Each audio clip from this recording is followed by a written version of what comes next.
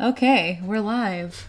Hey, boys and girls. Welcome to a very special Hacks Chats with me, Art Bear. 35-year comic book veteran. I've done it all. I've seen it all. I've inked it all. I've penciled it all.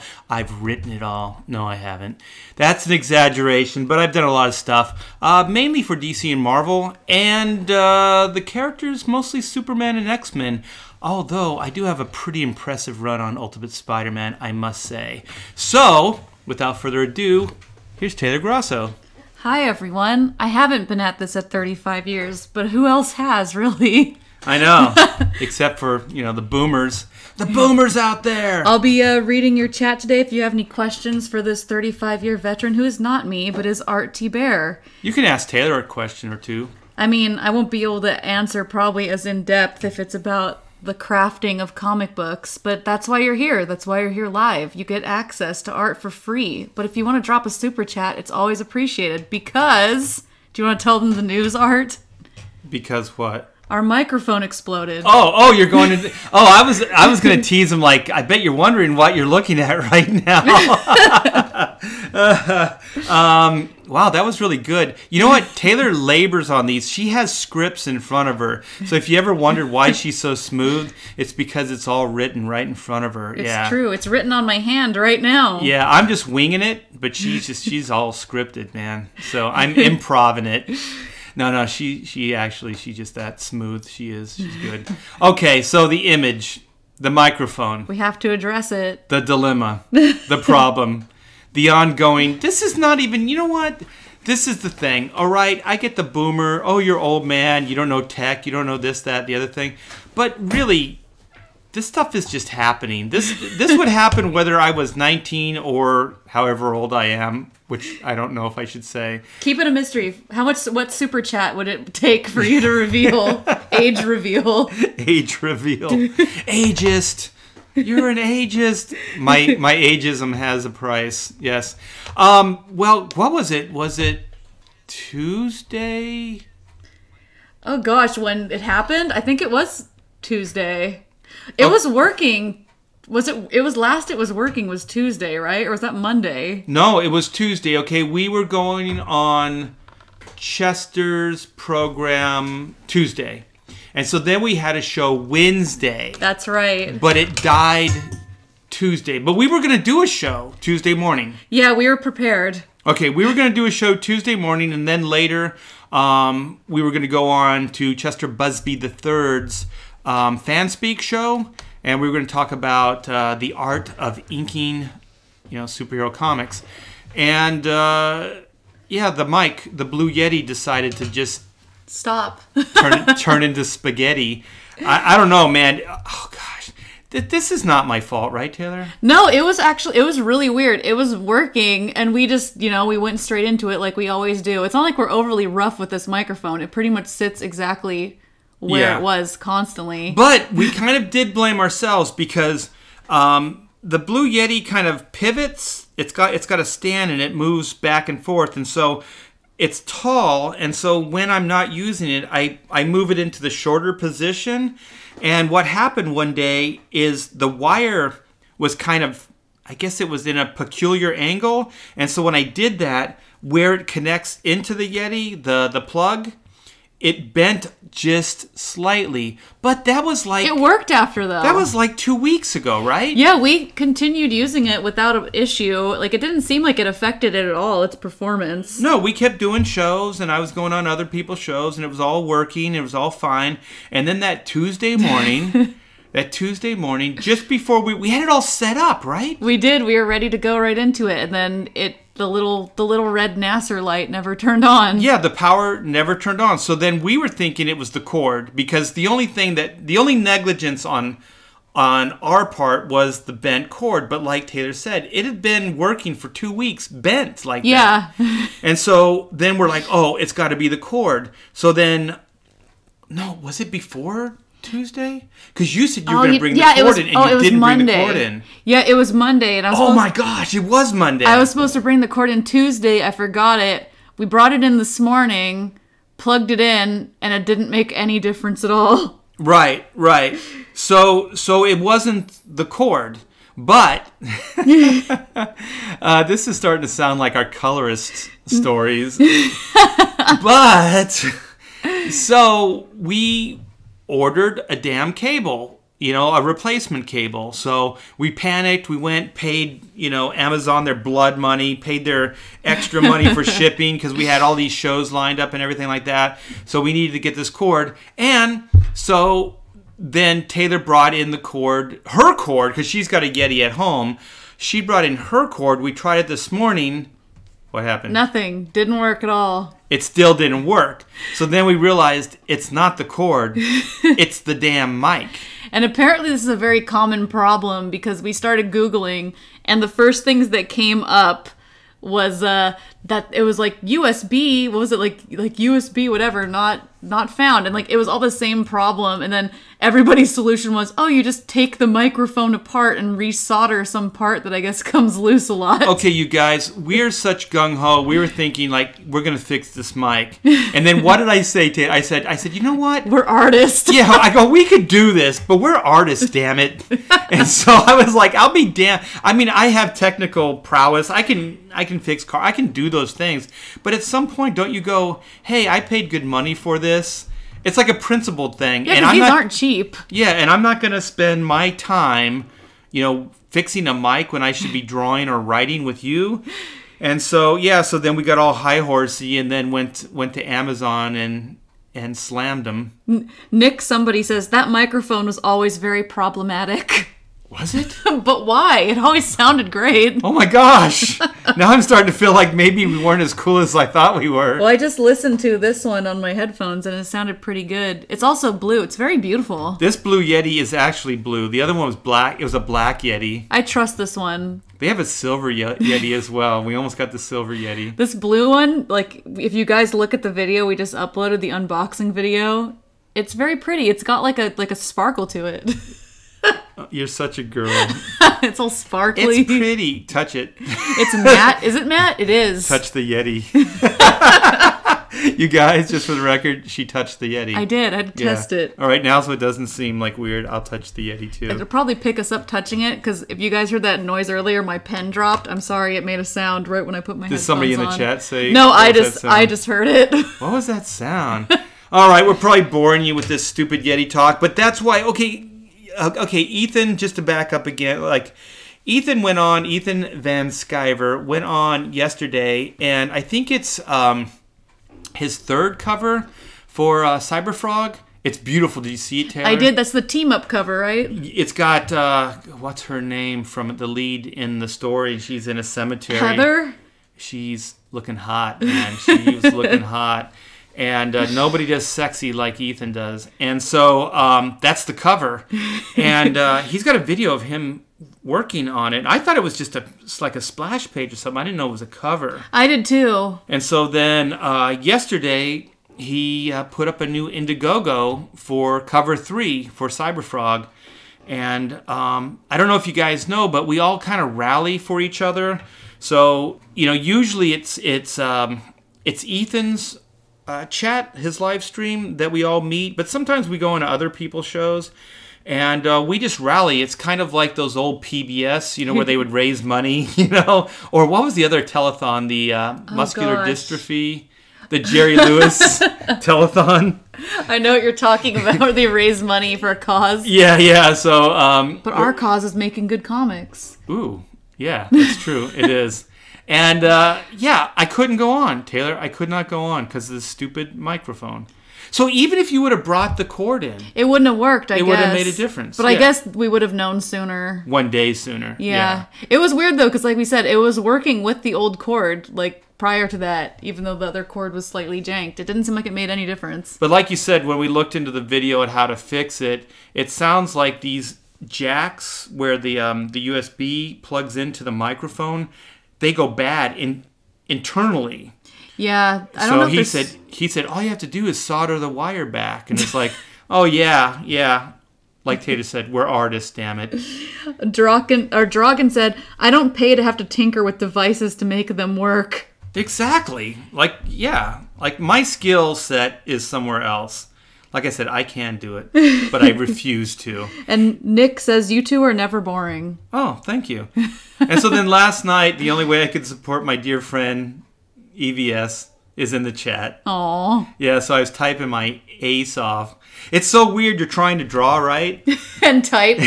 And then go over the keypad and then draw and then keypad. Because the thing is, sometimes you want to do a joke, right?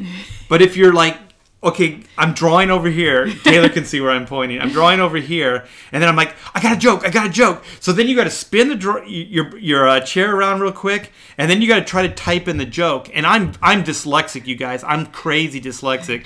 So it usually takes me 2 drafts just to come up with a single joke that works. And you gotta do it fast while it's topical. Exactly, because especially on Ethan's, those things are flying by. Like you guys in the chat are just like so I can't compete with you guys. So I do my best.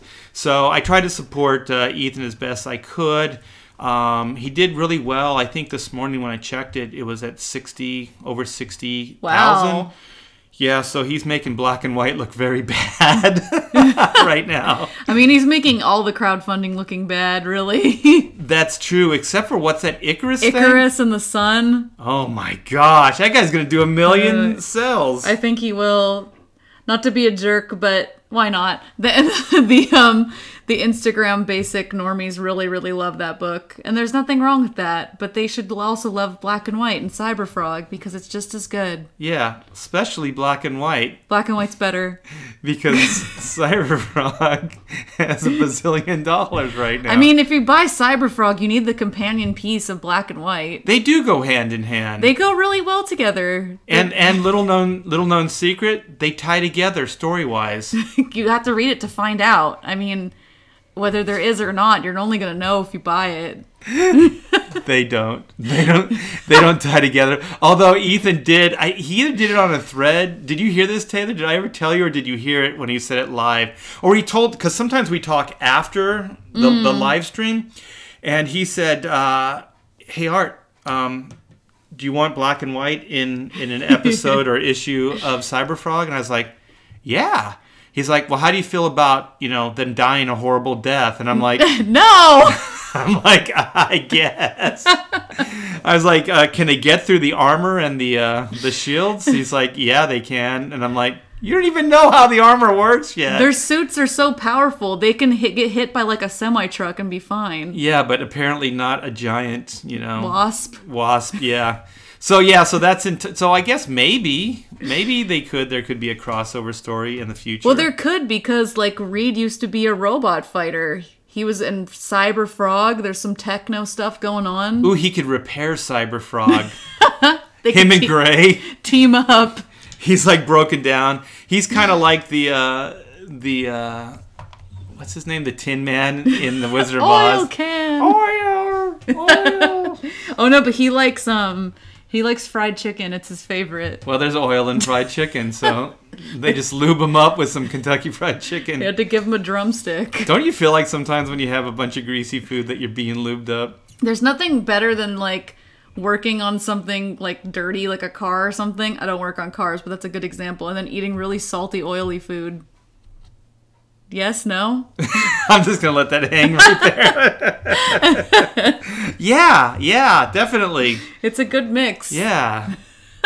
Greasy, oily, working on cars and salty food. Then you eat your fries without washing your hands. Okay, all right. We're gonna go off on a tangent here. Like I said, best part of life. Okay, who can resist this? The milkshake and the salty fries. Wait, are you one of those people that dips it? Hell yeah. No! Wait a minute! Okay, in the chat. Oh, come on, man. Really? Wait a minute. What? Do you have a problem with dipping it, or just a problem with the combination? The combination is good, but I don't like dipping it because the thing is, like, the milkshake's cold, and you're dipping a warm fry in, like, ice cream. Well, you know what? I'm kind of a Polar Bear Club guy.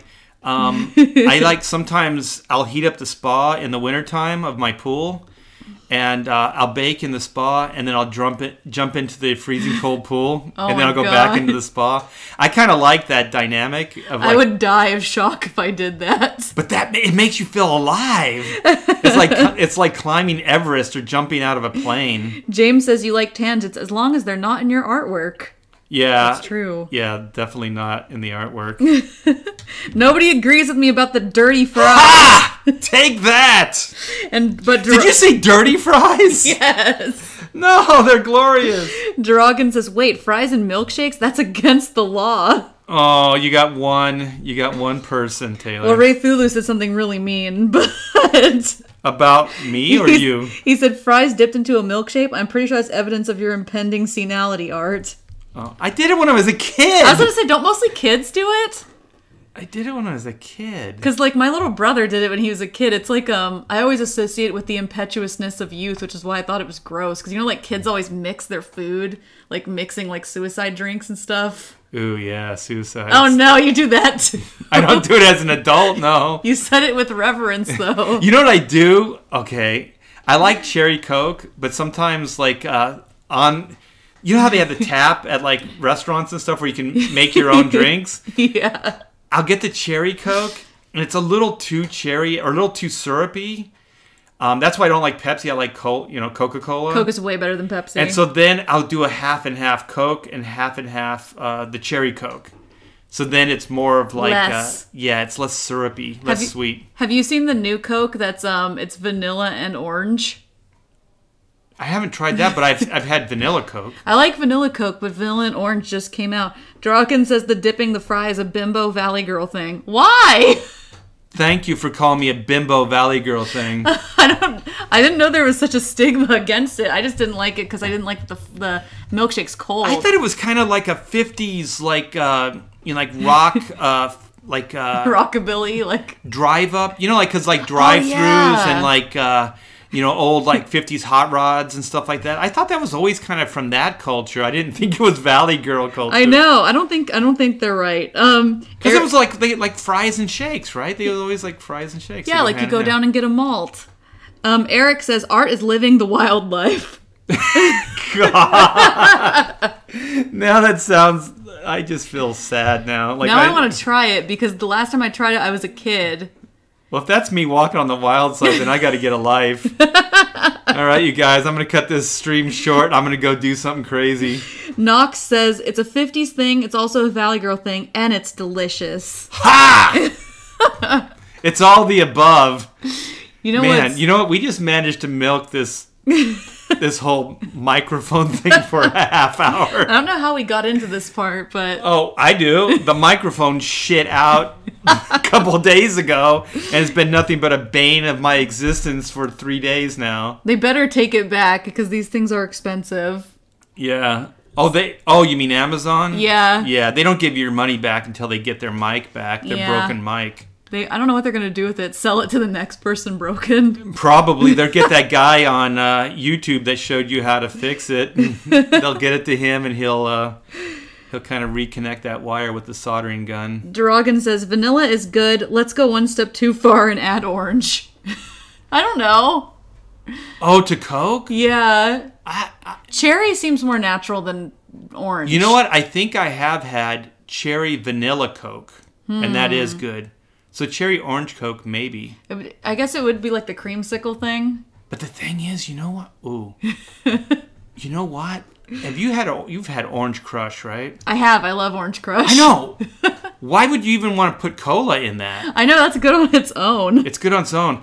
You've had like what was it? Was it the Crush company that had a cream it was called soda? Cream soda, right? Ooh, yeah. I don't know. I liked them when I was a kid, but they're like way too sweet now. Are they? Because I was thinking, what if you got those and combined them? That sounds way better. Like you said, like a 50-50? Is that what they were called? Or creamsicle? That sounds... You can make a float out of it. Oh my gosh, I'm getting hungry. I want fries and a malt. Ray Thulu says, can you imagine the horrible death suffered by any future droid Art may own? Poor thing. Oh yeah, because of my technical... I thought you were plugging into black and white there because we've been... we were writing page 52 52 through 54, I guess. Oh yeah, we're killing droids. There's a lot of robot. There's a lot of robot death in this book. We're killing some droids.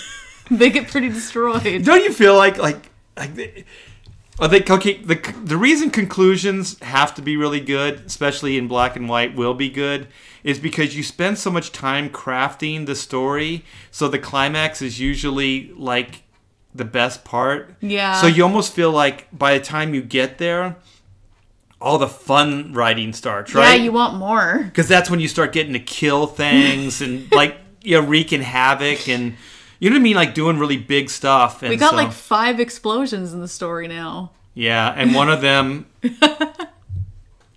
happens. Do we want to spoil it? From the hero. Inadvertently no, she actually. It's pretty cool. She meant to do it. You know, I just thought of something to get the scale. There should be a pulled back shot. Ooh, that's not a bad. We should ask them, by the way. We've been debating, like, the term robot. Like, what is the coolest term? Yeah, because droid is Star Wars. Robot is kind of old school. Bots, mechs. Yeah. And then there's androids. But they're not really androids, and they're not replicants. Because one of the coolest things that they did in Blade Runner is they rebranded the robots. Yeah. So they called them replicants, which is pretty cool. And it suits what type of robot they are, really. Because the robots in our stories are they're a big threat. There's a couple different types of robots. And they're more like battle droids, I guess. More like battle bots. Yeah, they have weapons. They're kind of sophisticated. I don't want to spoil too much. They're kind of sophisticated weapons, hence the MI-10 division being the anti-robotics division. Because in World War II, MI-10 was the specialty weapons division.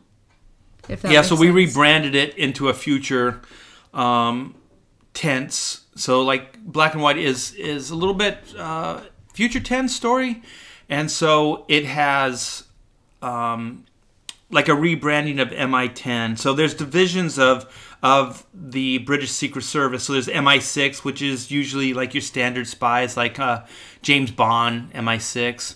But then there's other divisions, and so in it was the Second World War. There was a division called MI-10, and so MI-10 was a robotics like development division. So they would create new weapons, things like that, and test them. And so we kind of brought that back for our story, even though it's been. I don't think in modern day MI-10 still exists. I think it's defunct. Yeah. So we kind of resurrected it for our story, and so MI-10 is like it's still a weapons division, but it's more of like a robotics weapons division. So Reed was he's like James Bond, but like if James Bond was a robot fighter, so he can profile robots. He knows the ins and outs of the psychology of robots because there is limited AI in this story as well, and then he can take down any robot. It's pretty cool, and he definitely puts his skills to the test in this story. Even though he's supposed to be retired, he got sucked back in, and he's putting all those skills to the test. He gets sucked back in. So you guys, just to kind of, I guess to move things forward, we're going to do a little bit of drawing for you. We have the Endgame trailer for you. There's a little special treat that I want to share with you guys, something I did a while back. One of the things about drawing comics and doing this is that there's I saw that is there's like these little sidebar things that happen. So sometimes you do things that are comic related, but they cross over into music or into Hollywood or into video games, things like that. So I'm going to share a story like that later on. But first, I know Taylor's dying to show you this Avengers Endgame trailer. Let's see. All right, let's start from the beginning. And they should be able to hear this. Yeah, you guys should be able to hear this now that I know how the desktop sound works. I'm going to turn it up just a tad.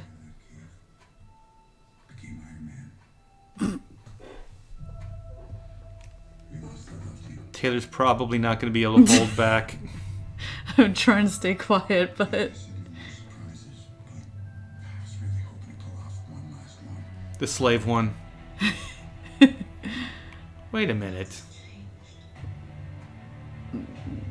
You know what? Mine wouldn't even be that high. I'd be at the best level if I did that. I wouldn't either. Oh. She's gone. Hawkeye with his SJW haircut. So is that Maggie, or whatever her name is? Yeah, it's cut in a very misleading way, in my opinion. I'm keeping the sound low so they don't pull our stream right now, because we're live, you guys. And you notice they only show the characters that have red in their costume disappear. Oh, they did. Or that are in the trailer. Oh, look, there he is. Okay, I said he Wait a minute, go back for a moment. I didn't see this big. All right, pause on... There? No, it's back further. It's where Black Widow is. Let's see. It's the next shot. Next one after this. Pause. Okay, so that's the blonde hair. Yeah, that's what I was saying. So yeah, but it's both. Oh, it is. So this is the grown out hair. So she was dyeing her hair, so her natural color is red. So look at that blank stare. That's like the million-mile stare. She's seen some shit, man. Now that you said that, some time has passed for sure, because when they show Hawkeye, her hair's still blonde. Yeah, so they're showing time passed because she didn't have a chance to dye it, I guess. So that's the blonde hair, right? That's how hair works, right? It would just grow out. Yeah, so I guess she's a natural redhead. Yes. We'll turn it up a tad. And he's a natural salt and pepper head. Mark Ruffalo has looked old since he was a child. Okay. She's all Hunger Games there with the braid. I don't like that. I hate his hair so much.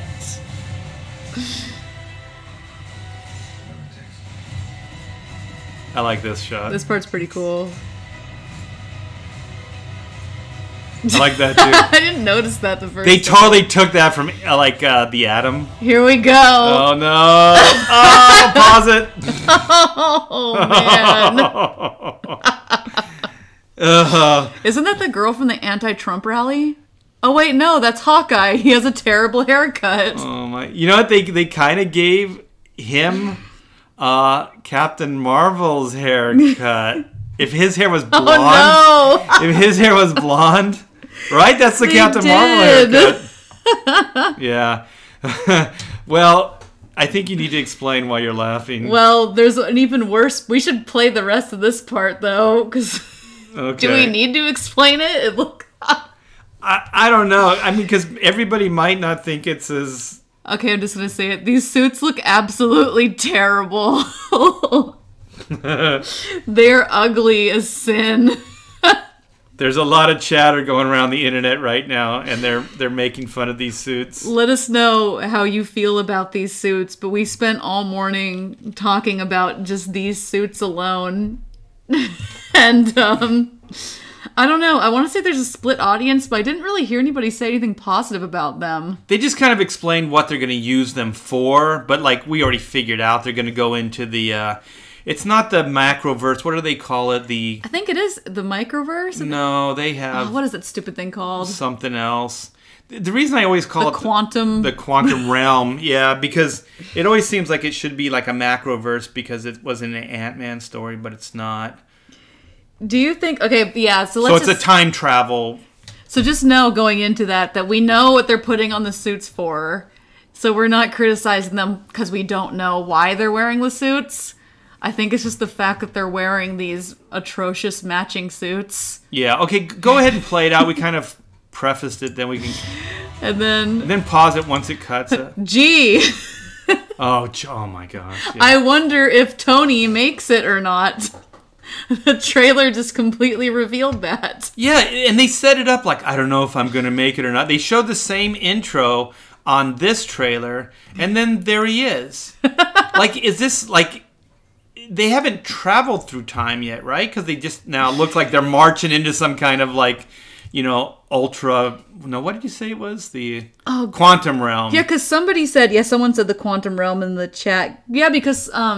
when we first talked about this, if you follow Art's social media on Twitter and stuff, people were saying, oh, they're obviously suiting up to go get Tony. Tony's right here. So they're not doing that. And also, if Tony wasn't there, who would have made the suits? Yeah, I mean, only he would put the Avengers branding on these things. Yeah, and all the other, they're all dead. Like Hank Pym, right? The older guy. Yeah, he's gone. He's gone. What's her name from Black Panther? Suri? What's her name? We don't know that she's gone, though. They didn't show her. Oh, okay. Oh, God, I would not like if she made these. But I'm just trying to think of, like, who could make these in the Marvel Universe. Yeah, I don't. Yeah, he's the only one I can really think of. All right, and one thing just to crack you guys up, where's Thor in the suit like that, and where's the Hulk? Well, because you got to keep playing. Wait, they didn't show the. Wait, go back. Maybe we skipped it. Did we miss him? Yeah, maybe we did.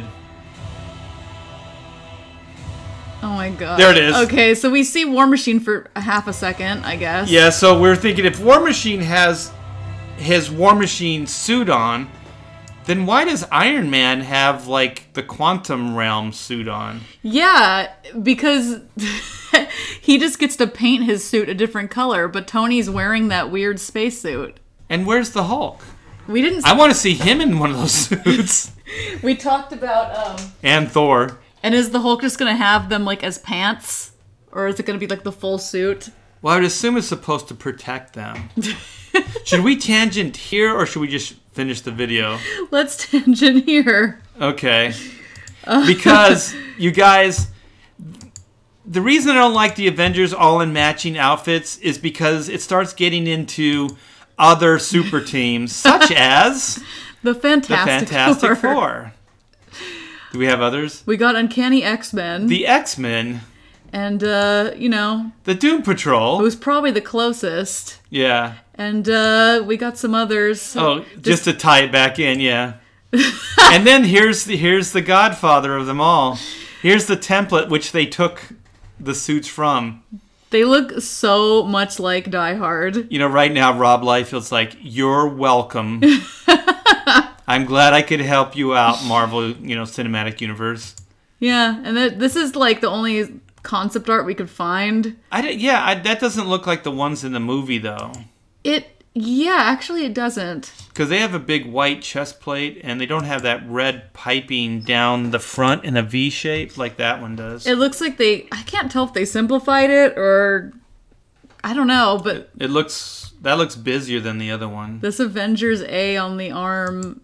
If they have that on the arm and also on the chest right here, it's going to look really weird. But like you pointed out, the arm and the chest, they just look like bad vacuum form. Yeah, they look like they'd be some kind of flexible plastic. Yeah, it doesn't look cool. It does not look cool. I'm telling you right now, you guys, when I watched this morning, I first cringed and then I laughed, and I was like, these suits, not only tonally are they wrong, but they look horrible. And so I was thinking, the Avengers are not the Fantastic Four. The Avengers are not the X-Men. The Avengers are not Doom Patrol or other teams that have unifying suits. Even Black and White have unifying suits, but there's a reason for it. Like the X-Men there's a school, so there's like kind of a school uniform. Yeah, they have a uniform. And they're all united as mutants, right? As X-Men. Okay, so then there's the Fantastic Four, which is a family. And also, when they did go out in space, they had unifying spacesuits, so it makes sense. Even the Doom Patrol, it's a team dynamic where they're all kind of like mutants, and they're all bound together in a suit, with the suit binds them together as a team.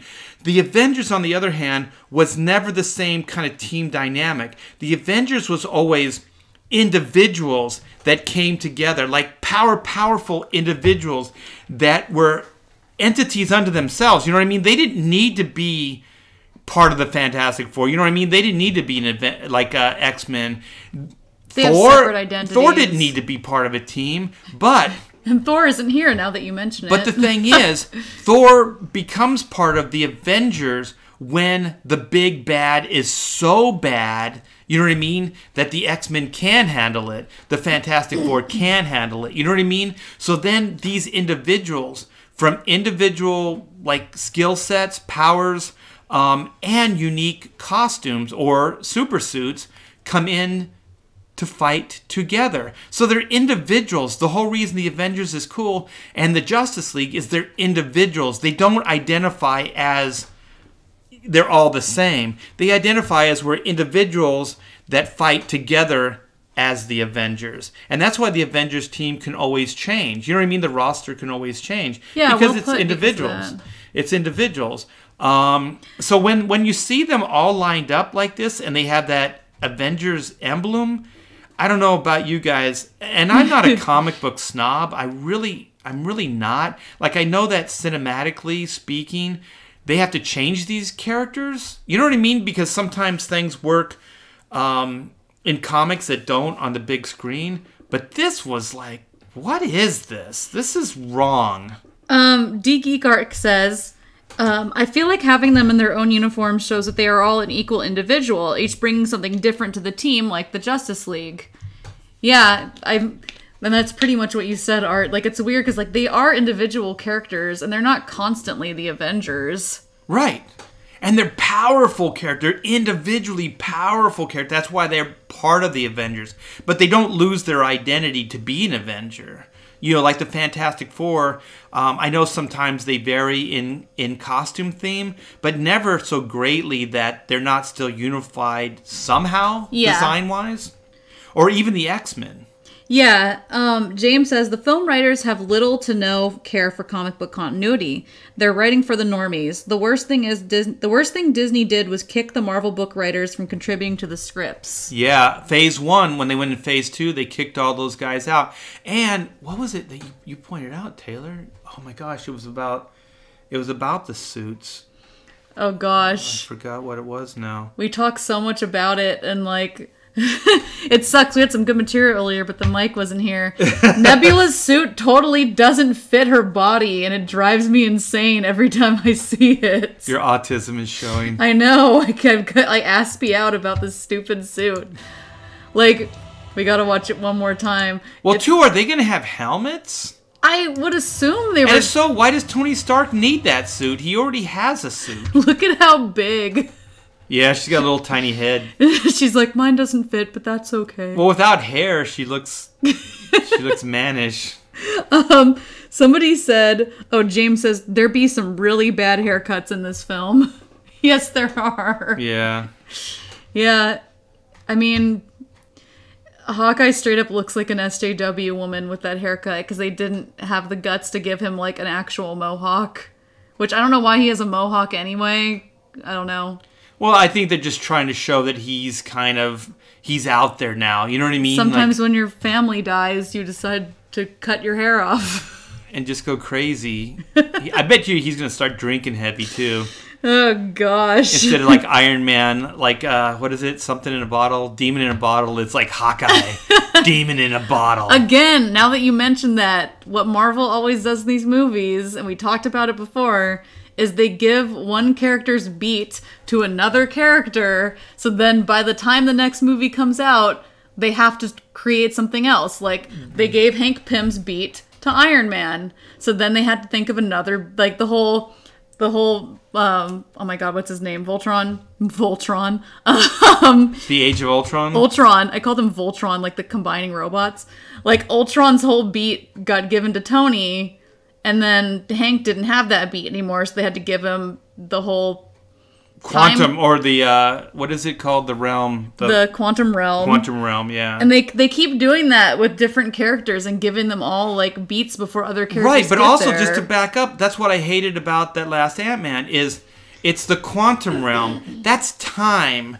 It's not time-space. You know what I mean? Like, I guess they try to bring it in space where they go minuscule, but it should be like the Macroverse or something, like, you know, which is more Ant-Man. It's actually more the Atom, but Yeah. it's more related to that character. And I thought it was weird in that movie that it was the quantum realm. And then when they said that there's going to be time travel in Endgame, this movie, I was like, all right, that's what they were doing. But like you said, they just so they could do this, they compromised that character to the point of, well, what's unique about Ant-Man? The quantum realm? Oh, I'm sorry. He has nothing to do with time travel. He's a guy that can shrink down to the size of an ant. And the thing is, what you pointed out, now that you brought it up, and now that I remember, is that this is the Fantastic Four. This is the Fantastic Four getting ready to get on the ship before the gamma... Is it gamma rays? Yeah. No, is it the gamma radiation? Hits them. It's not gamma. I forget which one. That's Hulk. But yeah, so before the rays can hit them and turn them into these other characters, these superheroes. So the thing is, this is not an Avengers beat. This is a Fantastic Four beat. So now, by the time you get around to the Fantastic Four and loading them up on the spaceship, you can't do your right stuff move. You can't do the right stuff, them loading up all in unifying, suits. So then they're going to have to focus on them being freaks somehow, and they're going to have to focus on the family beat, and then by the time they get X-Men there, they're going to have to do something else with X-Men, because once again, they're giving other characters beats to other characters, and then having to reinvent them and give them different traits from other characters. Right, even all these characters, like Iron Man and even Spider-Man now can manifest the Captain America shield. Yeah. Why are you doing this? Well, Black Panther now has, nanosuit technology, which was Iron Man's thing. Yeah. So it's really unimaginative, and I understand some of the reasons they do it, but I really wish they'd knock it off. And especially, to me, like I said, I'm not really a comic book snob, but this does not feel right to me at all. And... I don't know, unifying them all. And then as soon as they go to, if they're all going to go to different timelines, right? We could assume they're going to go into some kind of, time stream, right? Yeah. And then they're going to probably pair off again like the first movie, because they're not all going to go to the same place, I guarantee you. So they're going to probably pair off. And then... they'll be tasked with doing separate things. Right, but then are they going to wear these suits? And if so, That's Tony Stark doesn't have his Iron Man suit, so what the hell's he going to do? Nebula doesn't have her weapons, or does she? You know what I mean? But then War Machine has his, and it's just painted. So, why? It doesn't make any sense. They're going to space, but War Machine's going to space in his suit. It's just painted. That doesn't even really work. And now that you pointed it out, again, giving beats to other characters, they're expanding the Marvel universe because they kept it to the point where the basic humans weren't spacefaring and stuff. If you wanted to see the spacefaring characters and the cosmic characters, that was the Guardians, but there wasn't a crossover. So if they do bring in the Fantastic Four, they would have been the human characters that were having the space adventures, and that's not even going to be a big deal now. Yeah, they've already done that. They did that in the last Avengers movie, yeah. And, Captain Marvel does it, too. She spent a long time in space, and it's all these beats are being used with the wrong characters. Yeah. And they don't even really explain, they go to another planet, and then the environment and everything's perfect for them. You look at, Tony and Peter Parker, and... what is his name? Doctor Strange? Yeah, they're strange, but what's the Guardians character's name? Oh, you're talking about Star-Lord. Star-Lord, yeah, I can't remember. Peter Quill. And Peter Quill's dead, so because somebody was saying, again, follow Art's, I think that was on your Facebook actually. They were talking about I think Peter's gonna bring back Gamora, and it's Peter's dead. Nebula's gonna be the one to do that. Yeah, how's this gonna work out? But anyways, I'm intrigued by the time travel aspects that they're teasing us with. I just think these costumes was a mistake, and also in this trailer, I thought the overly sappy beginning, because usually they've done that beat, but they usually do that in the if you buy the Blu-rays, you know, the Yeah. extras that you get. Some intern recut it with a Right, black and they'll white show filter. like a little flashback of like, this is Iron Man, this is the cinematic journey, and this is how it began. And I just thought, like, for an actual trailer, I've already seen them do that like 3 or 4 times in those, you know, extras in the DVD collections, you know, the various Marvel movies. So this is a big trailer. Why are you doing it here? It looks so tacky. Yeah, and also like you said, because it's all black and white. They're trying to tug at the heartstrings, and then right here, there's Tony Stark. By the way, word of advice. You guys, he didn't die. He's Yeah. right. He's right there. I wonder what becomes of him. I forget what director said it, but don't do color accents in black and white work if there's not a storytelling reason. Like, just because you like the color red, don't throw the red in there. It's really distracting and weird. And also, these suits look like they're from like the early 2000s or like 90s comic book movies. Like, they look so dated. Yeah, they're TV level quality, I think. I hope they don't stay in the suits long. I think the most interesting thing is once they time travel, they're probably going to have to put on clothes of their time. So, you know how you saw... How is Nebula going to do that, though? I have no idea. She'll have to wear a big fedora, like, you know how Ben Grimm used to, you know, with a trench coat with a high collar on. Or the Ninja Turtles. Right. But I think they've already showed that because doesn't Black Widow and Hawkeye, they're in another timeline. Oh, it looks like it, yeah. Right? Is that think because he has the faux hawk? Yeah, well, I don't know, because he has the faux hawk here. I know, that's why I think they maybe go through time together. Oh God! So they're in another timeline together, and so because the first thing they'll have to do is like a Terminator thing, where he goes to the biker bar and he takes the jacket and the glasses. So the first thing they're gonna have to do is like beat up somebody and take their clothes. Oh, they can finally play the hat beat, because remember in that stupid line in Guardians 2 where the guy's like, "I thought you were gonna buy a hat with your money" to Nebula. She has to show up and then she has to buy a hat. Yeah. And put it on. That's cool. And walk down the street. Okay, well, let's keep talking about this, but I'm going to start drawing. Do you want to put it on? Oh, we still have We a have little... one more part. Yeah, we have one more part. We'll react to this and then we'll cut to the drawing. I'm going to start working, though, you guys, while we're doing this. We've talked this to death before we brought it to you. We wanted to talk to you guys about it. That looks like the Halo font. It's me.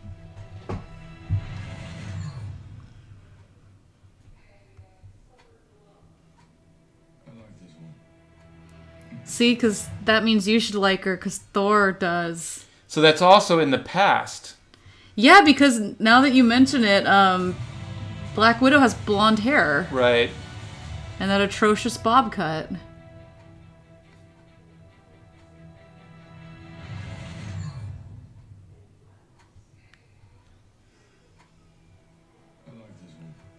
Okay, let's just back up. Okay. So Brie Larson is against white males and their privilege. Okay. So who's the one that legitimizes her character in this scene? Beautiful white Chris Hemsworth. Oh my gosh, he is beautiful, isn't he? That's all I'm going to say. That's my political statement for this stream. So let's. You know who else is a beautiful man? All of the Marvel Chris's? Brooks Gray from Black and White. He is. Look at him. Who I'm going to ink right now. Hi, you guys. Hi. We've cut over to the camera now. So, Art, what are you inking right now? I am going to bring these patches together. This is actually an entire panel here. So this is our villain, and he's doing villain stuff that you'll find out once you pick up an issue of Black and White. And so this is Gray right here, and he's doing a pivotal thing right here that also once you read the book you'll find out. So I always like to show you guys context. I'm just like a natural born storyteller, so Ooh. I like to show you guys context. I wish I had that panel that Taylor's been working on. It's this one here. So Ooh, yeah, it's very different now. Yeah, where is I have the reworked version somewhere around here. In the black and white pile. Oh, here it is. All right.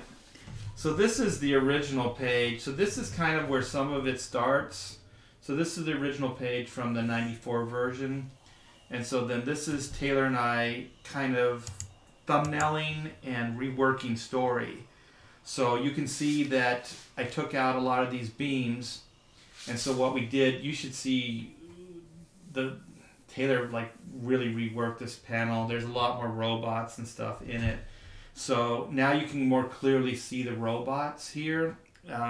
Basically it's an army. It's an army of bots. So here's our villain.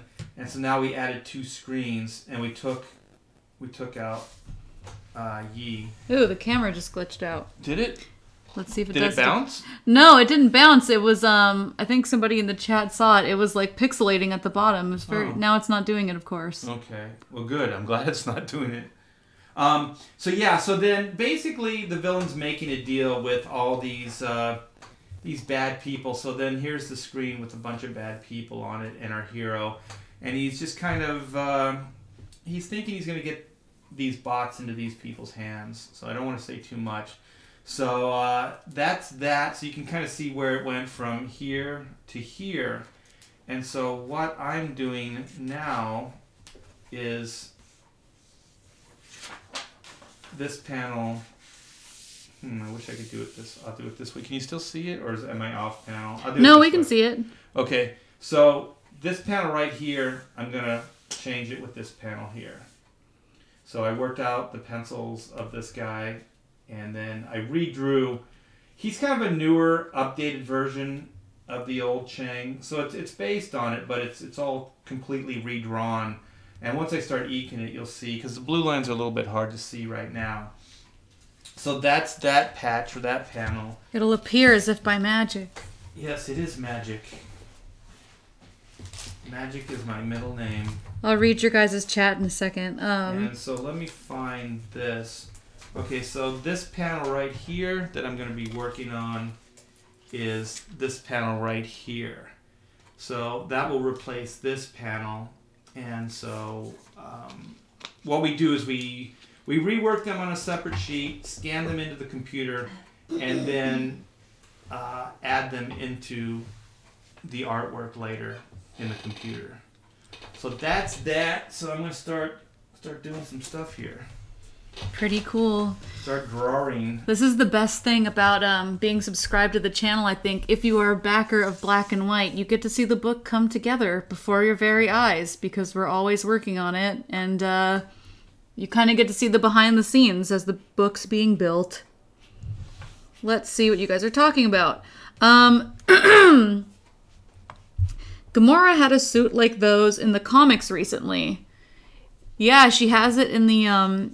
in the Marvel vs. Capcom game. That's her. It's very, very similar. I don't know if it's quite the same suit, but it's extremely similar.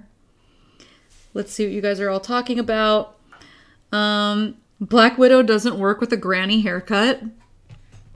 No, she does not. Let's see. Hulk isn't there. I wonder if he's still hiding. Dragon says, all the time travel stuff isn't out to bring in the X-Men and the Fantastic Four. All the other groups they now own. Do they have to time travel to do that, though? I don't know, because, like, the Fantastic Four we were talking about, and I think, I don't know, I don't want to put words in your mouth. Did you prefer the Fantastic Four as, would you prefer the Fantastic Four to be shown in the modern day as modern people, or more of, like, a time... like set in their era, their original era? What I think on this show, we talked about that, and what I would like to see, but they're playing this whole time travel thing, and they're kind of giving that beat to Miss Marvel or Miss Marvel, Freudian, Captain Marvel, and it's just going to feel weird if they do it with the Fantastic Four. But what I would like to see them, or what I wanted to see them do with the Fantastic Four, is I wanted to see them encounter them in time. Like that they had originally launched in the 60s. So in 64? When did the Fantastic Four, was it 64 or 66? like have them, because that's when the whole space race, that's when all that stuff was popular, and that's when all that was going on in history. So it would be nice to see them kind of not only have a nod to the original comic book and when that came out, but as like the whole space race thing, because it doesn't make any sense in a contemporary setting that you would launch a family out in space. Yeah, that's true. Because they kind of did that in that new, what was it, Netflix, Lost in Space, where they were like, oh, well, our world is so polluted, they have to make up a new reason that they need homesteaders to go out, and so space is like the Wild West, you know what I mean? Where you go west, young man. And which isn't a bad concept. No, but it's really the only one you can play, right? Because you can't. How else do you create a reason for them to go out and to go out as a family? That's the weirdest sell. Like as a family, it's weird. So if they're homesteaders, it sort of works. I need to get my ink towel here. And so I thought it would have a natural kind of nod to the original space race, the original comic book itself. Put it in the year that the comic book came out, and it seems to fit. And then if they're going to start introducing time travel into it, then that's how the Avengers and that's how the Marvel Universe encounter the Fantastic Four. But they're giving a lot of those beats to that Captain Marvel character, and at this point it seems like it would just be the same beat played out again. Once again, all the beats are going to be played by the time, if and when they bring those characters in. Yeah. Let me see. Dynamo says S.H.I.E.L.D. could have made those suits, and James says S.H.I.E.L.D., man, so could Dollar General. But back up. There is no S.H.I.E.L.D. Like, S.H.I.E.L.D. has been disbanded. Like in Civil War, right? They were disbanded. Right? Or am I wrong? No, I think you're right. Ray Thula says, RT Bear, you should DM the pic of your broken Yeti mic to Mike with the caption, "Hey Mike. Hey Mike." Oh my gosh, I sent it away already. That would be fun. It's not really, you can't see it being broken though. We could send the new one. We could just send any mic. There's no reason for the suits to match. It is funny though, by the way. There's some really bad haircuts. I agree. Dynamo says, I guess when you were talking about the concept of them all wearing suits and being unified, he says, that's more of the Defenders. No one cares about Hawkeye or the Vision on their own. But the Defenders didn't even have unifying costumes or suits. I don't think so. Dragon says, the Avengers are made up of 3 pretty much normal humans, 1 mech suit guy, 1 monster, and 1 god. Yeah. Why do they need, unifying suits? Let's see. Star Tiger says, I just googled Avengers spacesuits. It looks like these are coming from the Avengers cartoons. Really? Oh no. Can you send those? I'd love to see those. Send it over to Art's Twitter. The link should be in the description because that would be a very funny comparison. Let's see. D Geek Art says, I hope they don't make Hawkeye an alcoholic. Clint was not a heavy drinker in the books, but his father was. I don't know. I just made that up just to be funny. Yeah, I hope they don't either. They'll do it, and then they'll just give Iron Man's beat to him. Eric and Boyd says they were cosmic rays that caused the Fantastic Four. Thank you. And They were comedic rays. Draken says, quantum is not time. Quantum has to do with the nature of the cosmos. It's another world for particle, but on a much larger scale.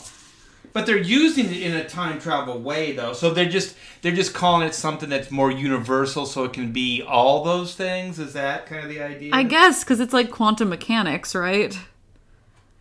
Well, quantum mechanics is straight up time, yeah.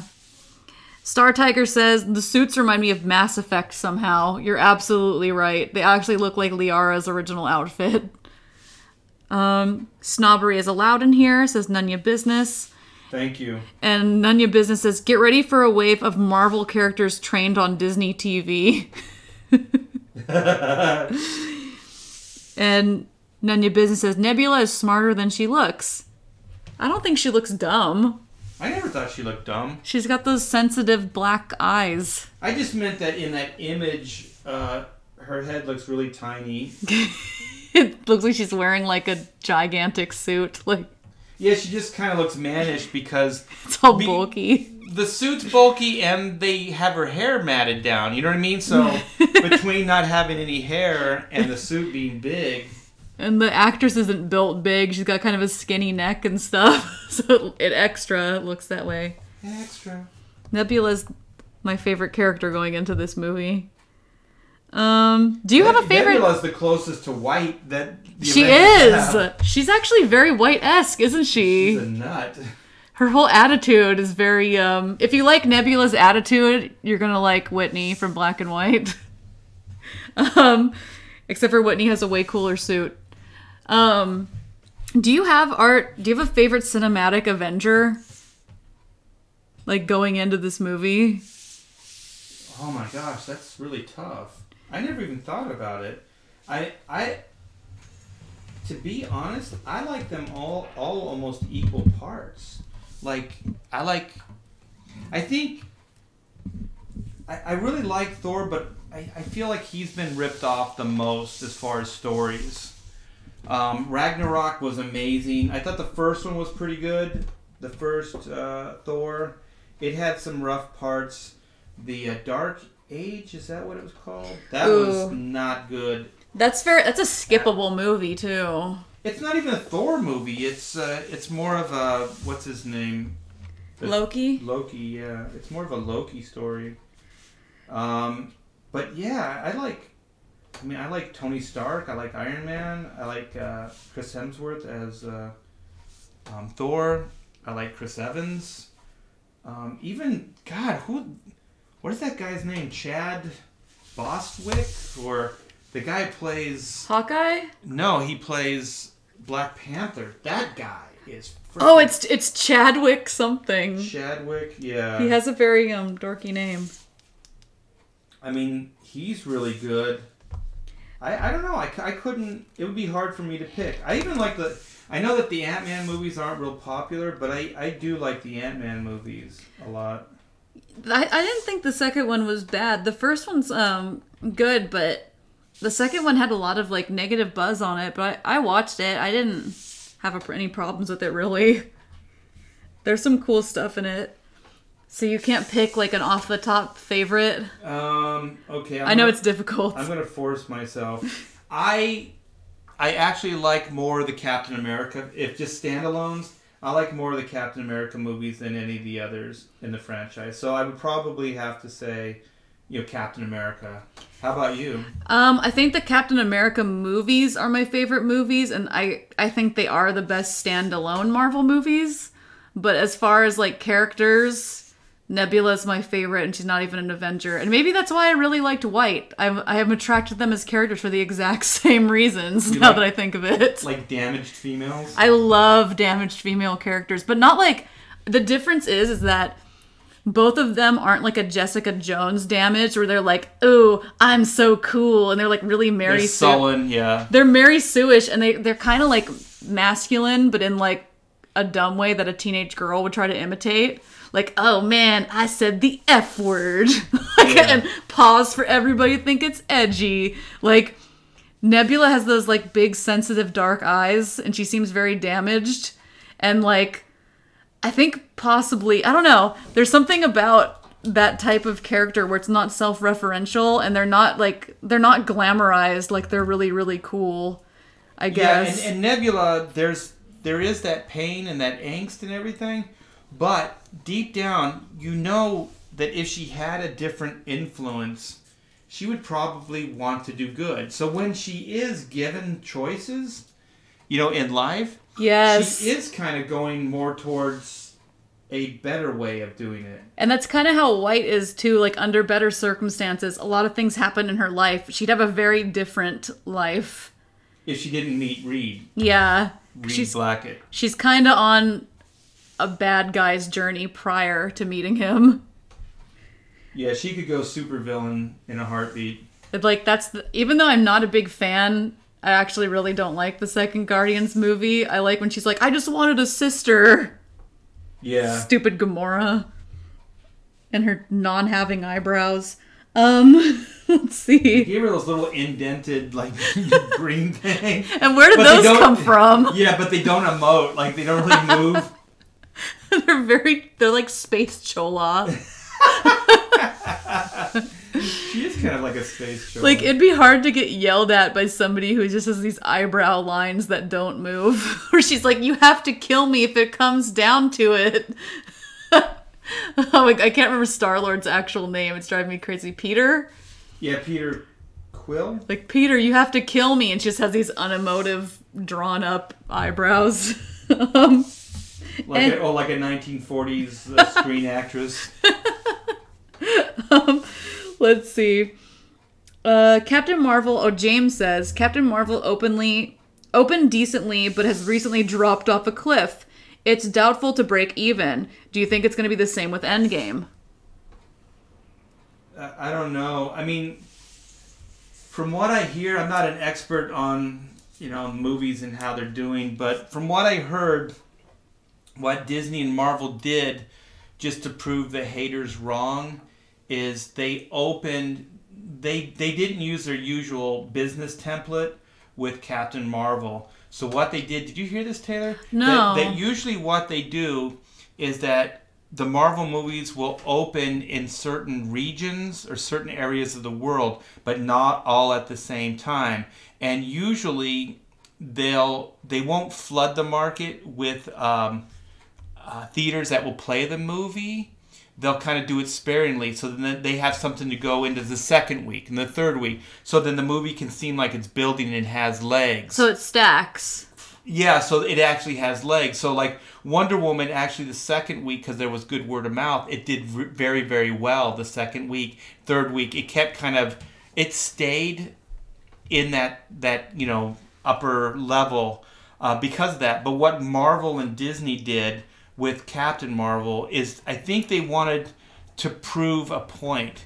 And so what they did is they flooded the market essentially. So they opened in China the same time they opened here. They opened worldwide, and they also flooded the theaters. So instead of I don't know how many, let's just say for the sake of argument, Marvel usually opens up in 500 theaters, here in the States. Okay. They opened up with 8. You know what I mean? They just doubled it or, added more. So then it not artificially, I mean, those are real numbers, but it builds the numbers in a quicker succession. So then they can throw up bigger numbers quicker. So then what they could do is they can lock on to a success quickly. You know what I mean? So they can get the headlines. So they can go, oh, it's the second best. I don't know where they're at, but they were heralding some kind of credit. It's the second best Marvel opening ever or something. Do you remember what they said? I don't remember. I know they said female-led movie, and it was a straight-up lie because there was another YouTuber, Repzilla. Is it Repzilla? He did the stats and they don't add up at all. But yeah, there's some hanky-panky, but I think when I heard the guy talking about what Marvel did, they basically put everything into one basket at the same time. And so then what's going to happen is there is going to be no second week build. There's not going to be a third week build because they've already exhausted everything. They have nowhere else to go. So there is going to be drop-off, and it's going to be big. But why? Why did they not go along with their plan that they've had success with this entire time? Because they don't have faith in it. Oh. Because this way, if they do it the way they are doing it, they get to hold on to a title of success. You know what I mean? There's something that they're holding on to. It's the second best opening Marvel movie or something like that. So what they did is they created that so then they have success. And like somebody in the chat said, they may not be able to sustain it or even pay it off in the long term just because it was a short-term game that they, game plan that they had created. My one friend bought a Captain Marvel onesie for $10 because they're so marked down right now from from like Hot Topic or something recently. So I think the merchandise is even not doing very well. Yeah, I have something I would love for them to do in Endgame. What is it? And I think it would just wrap everything up. You guys are probably going to think I'm crazy, but I think since they're saying that Captain Marvel is like the savior, right? They keep saying she's the savior of the Marvel Universe. Like, she's going to come in and just save everybody in Endgame. Most saviors that I know of martyr themselves in the process. They become martyrs. And so, and they also end up having to pay a price in form of self-sacrifice. So, you know, the most popular is Jesus Christ. So, you know, to save humanity, he had to die. And so they paralleled that in the Matrix, the last Matrix. So the only way the machines and humans could live is there had to be a sacrifice, right? So then, you know, Neo, since he was of both worlds, sacrifices himself to bring the two worlds together. So I don't know what the storyline with Captain Marvel is going to be. I can't even say that because there's only one Captain Marvel, and that's Shazam! But anyway, so I was just thinking, they brought in... I haven't seen the movie, you guys, and I've seen every Marvel movie, and I only boycotted it for one reason. It's because Brie Larson said that white man, white journalists or whatever. That's the very definition of what she's railing against. So I don't want to get too political, but I think you guys know what I'm talking about. That's why you should see it, though, because she said white men shouldn't see it. You don't want to listen to her. Well, also they said overwhelmingly white men are the ones that showed up and made it a success. So they did a poll. They said there were more white men in the theater than there were women. So, you know, whatever. She's wrong, and it's hate speak, and by any other definition of what she did, that person would be crucified. Imagine if Chris Evans did that. If Chris Evans said I don't want any women here. White women, yeah, and your toxic femininity or whatever. Yeah, it's crazy talk. It's hate speech. But anyway, so from what I understand, Monica Rambeau is in the movie, right? I think so. I haven't actually seen it. Well, I'm just basing it on hearsay and things that I've heard. And so, if I'm not mistaken, it's the one girl, the one woman's daughter.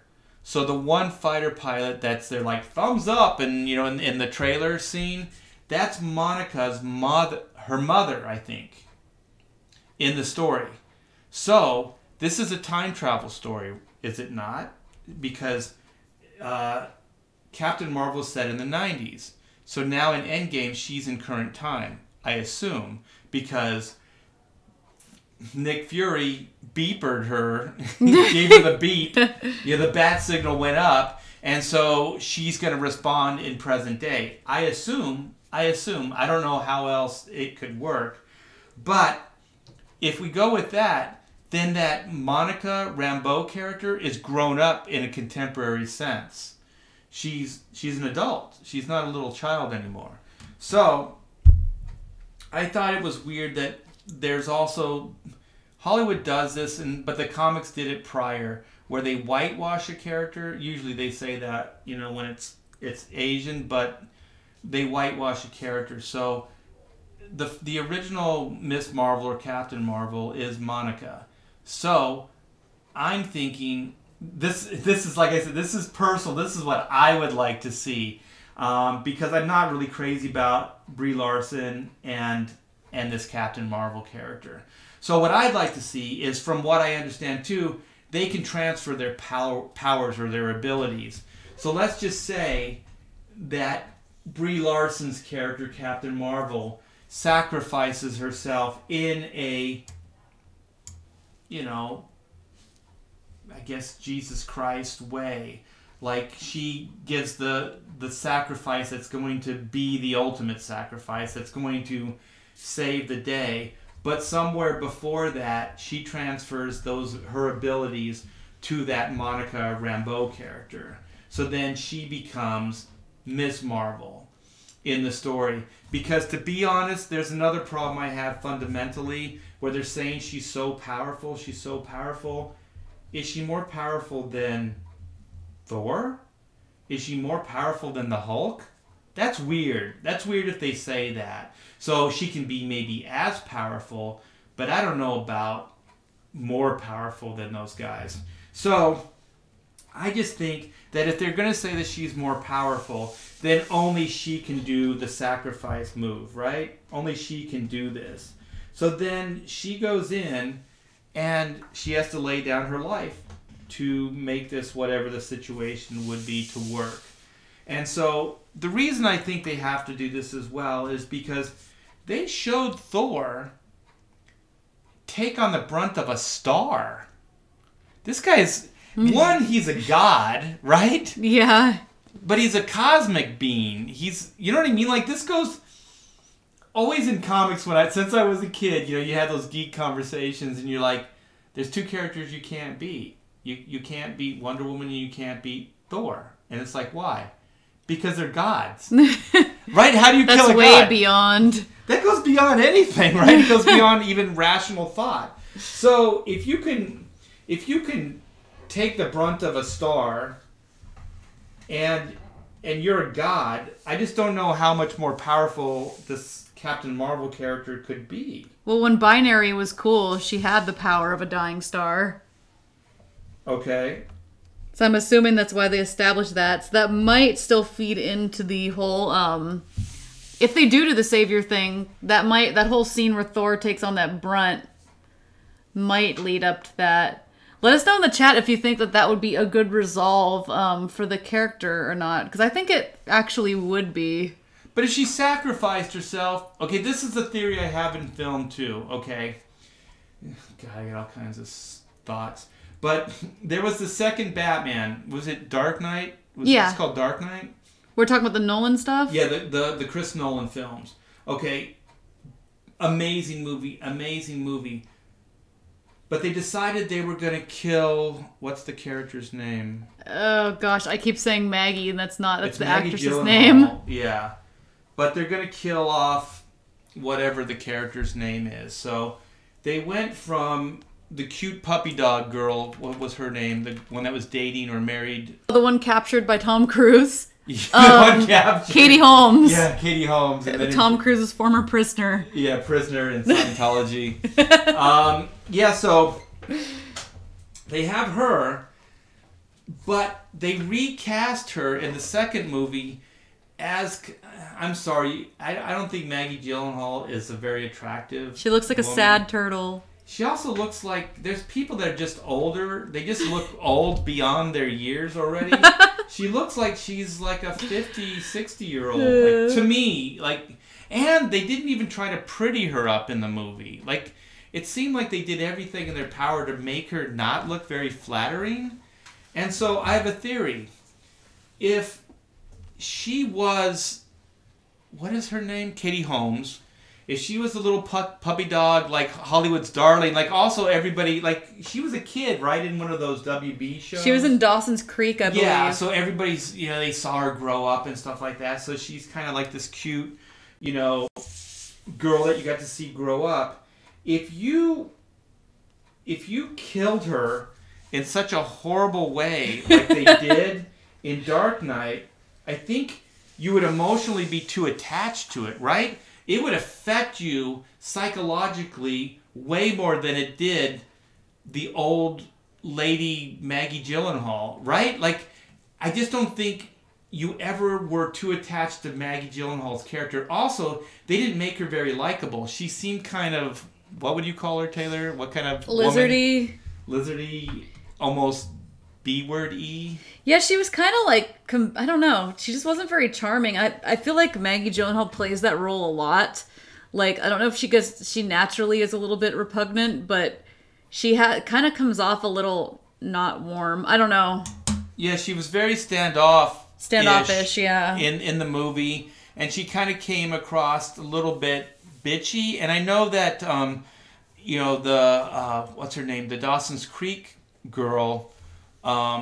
in the first movie, she kind of walked that line a little bit, but she had a story point. You know, when she slaps Christian Bale and says, like, you brought a gun, you're a chicken, you're whatever. You know, like, she was ashamed of him. It was actually a pretty impactful, you know, moment. He needed it. Yeah, he needed it, and she was strong, but kind of...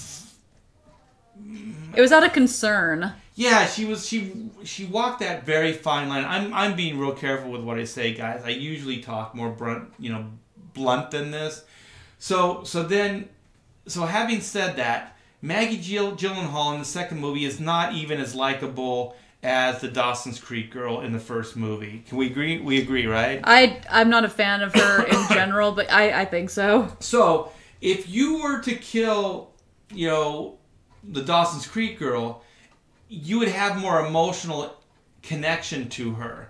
It would actually rock you to your core, I think, way more than killing Maggie Gyllenhaal. So I know this is a long story, but I feel they did that on purpose. They cast Maggie Gyllenhaal in that role on purpose because Less likable. She's less likable, and losing that character in the story wasn't what the story was about, right? The story wasn't about Bruce Wayne loses the love of his life. That's not what the story was. The story was Batman and the Joker, right? Yeah. That's what the story was about. So it was an aside. It was a subplot. So, but if you really cared for her and you killed her, it becomes the main plot line of the story, because now it becomes a revenge story. Now it becomes like the love of Batman's life was killed, and now what is he going to do? Is he going to kill the Joker? What is he going to do?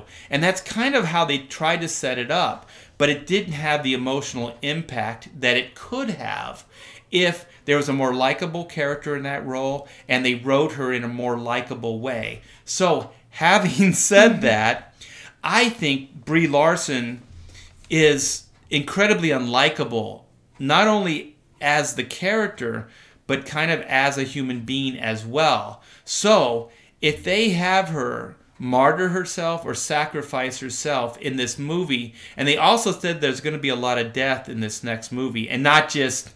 because we all know a lot of those people are going to come back from the whole... Thanos snapping his finger thing. So they should have waited before they released that Spider-Man trailer, but, Yeah, we know Peter's coming back. We already know some of these things. And so the thing is, if she's unlikable, they could have her die and still be very heroic and very, very cool for the story and how it relates to that 2-hour adventure, but you don't have the emotional impact that you would have had if you really cared for her, if she was really, really likable. I mean, if they killed off Scarlett Johansson's character, I think you would have some major, issues with that. It would impact you in a different way. And it's also the reason why in horror movies, like especially slasher films, most of the characters that are in there are superficial and on a lot of levels, unlikable characters. And the only likable character, usually like in Friday the 13th or whatever, is the young, sweet girl that she doesn't really side with those guys. Ooh, they're drinking, they're partying, they're bullies, they're whatever, right? So she doesn't hang out with them, or she has a fundamental problem with them. So the morally upright girl, the character that you do care for, the character that seems to care for other people, that becomes the one that they don't kill. They kill the superficial ones because they don't want it to be about, they don't want you to care too much about those characters, because if they do, you're not going to enjoy the movie. You can't enjoy the movie. Exactly. So that's my theory. Nunya Business says, Art, did you stop remastering and just start redrawing the book? Yes. Yes, I did. And I'm sorry for the delay, but you guys are going to have so much of a better book. I swear it's going to kick major anus. It's going to be worth the wait. It's a beautiful book. You're going to love it. Simon says, hey, Hack Shack, just got my Oodles of Doodles book. Oh, cool. We hope you enjoy it. And if you guys haven't gotten an Oodles book, you still have a chance. Oh, yeah. Faust Scalpel, which is a great name, says, I'm tired of cinematic universes. None of the characters really have their own movies anymore without someone else showing up. It's a chore to follow.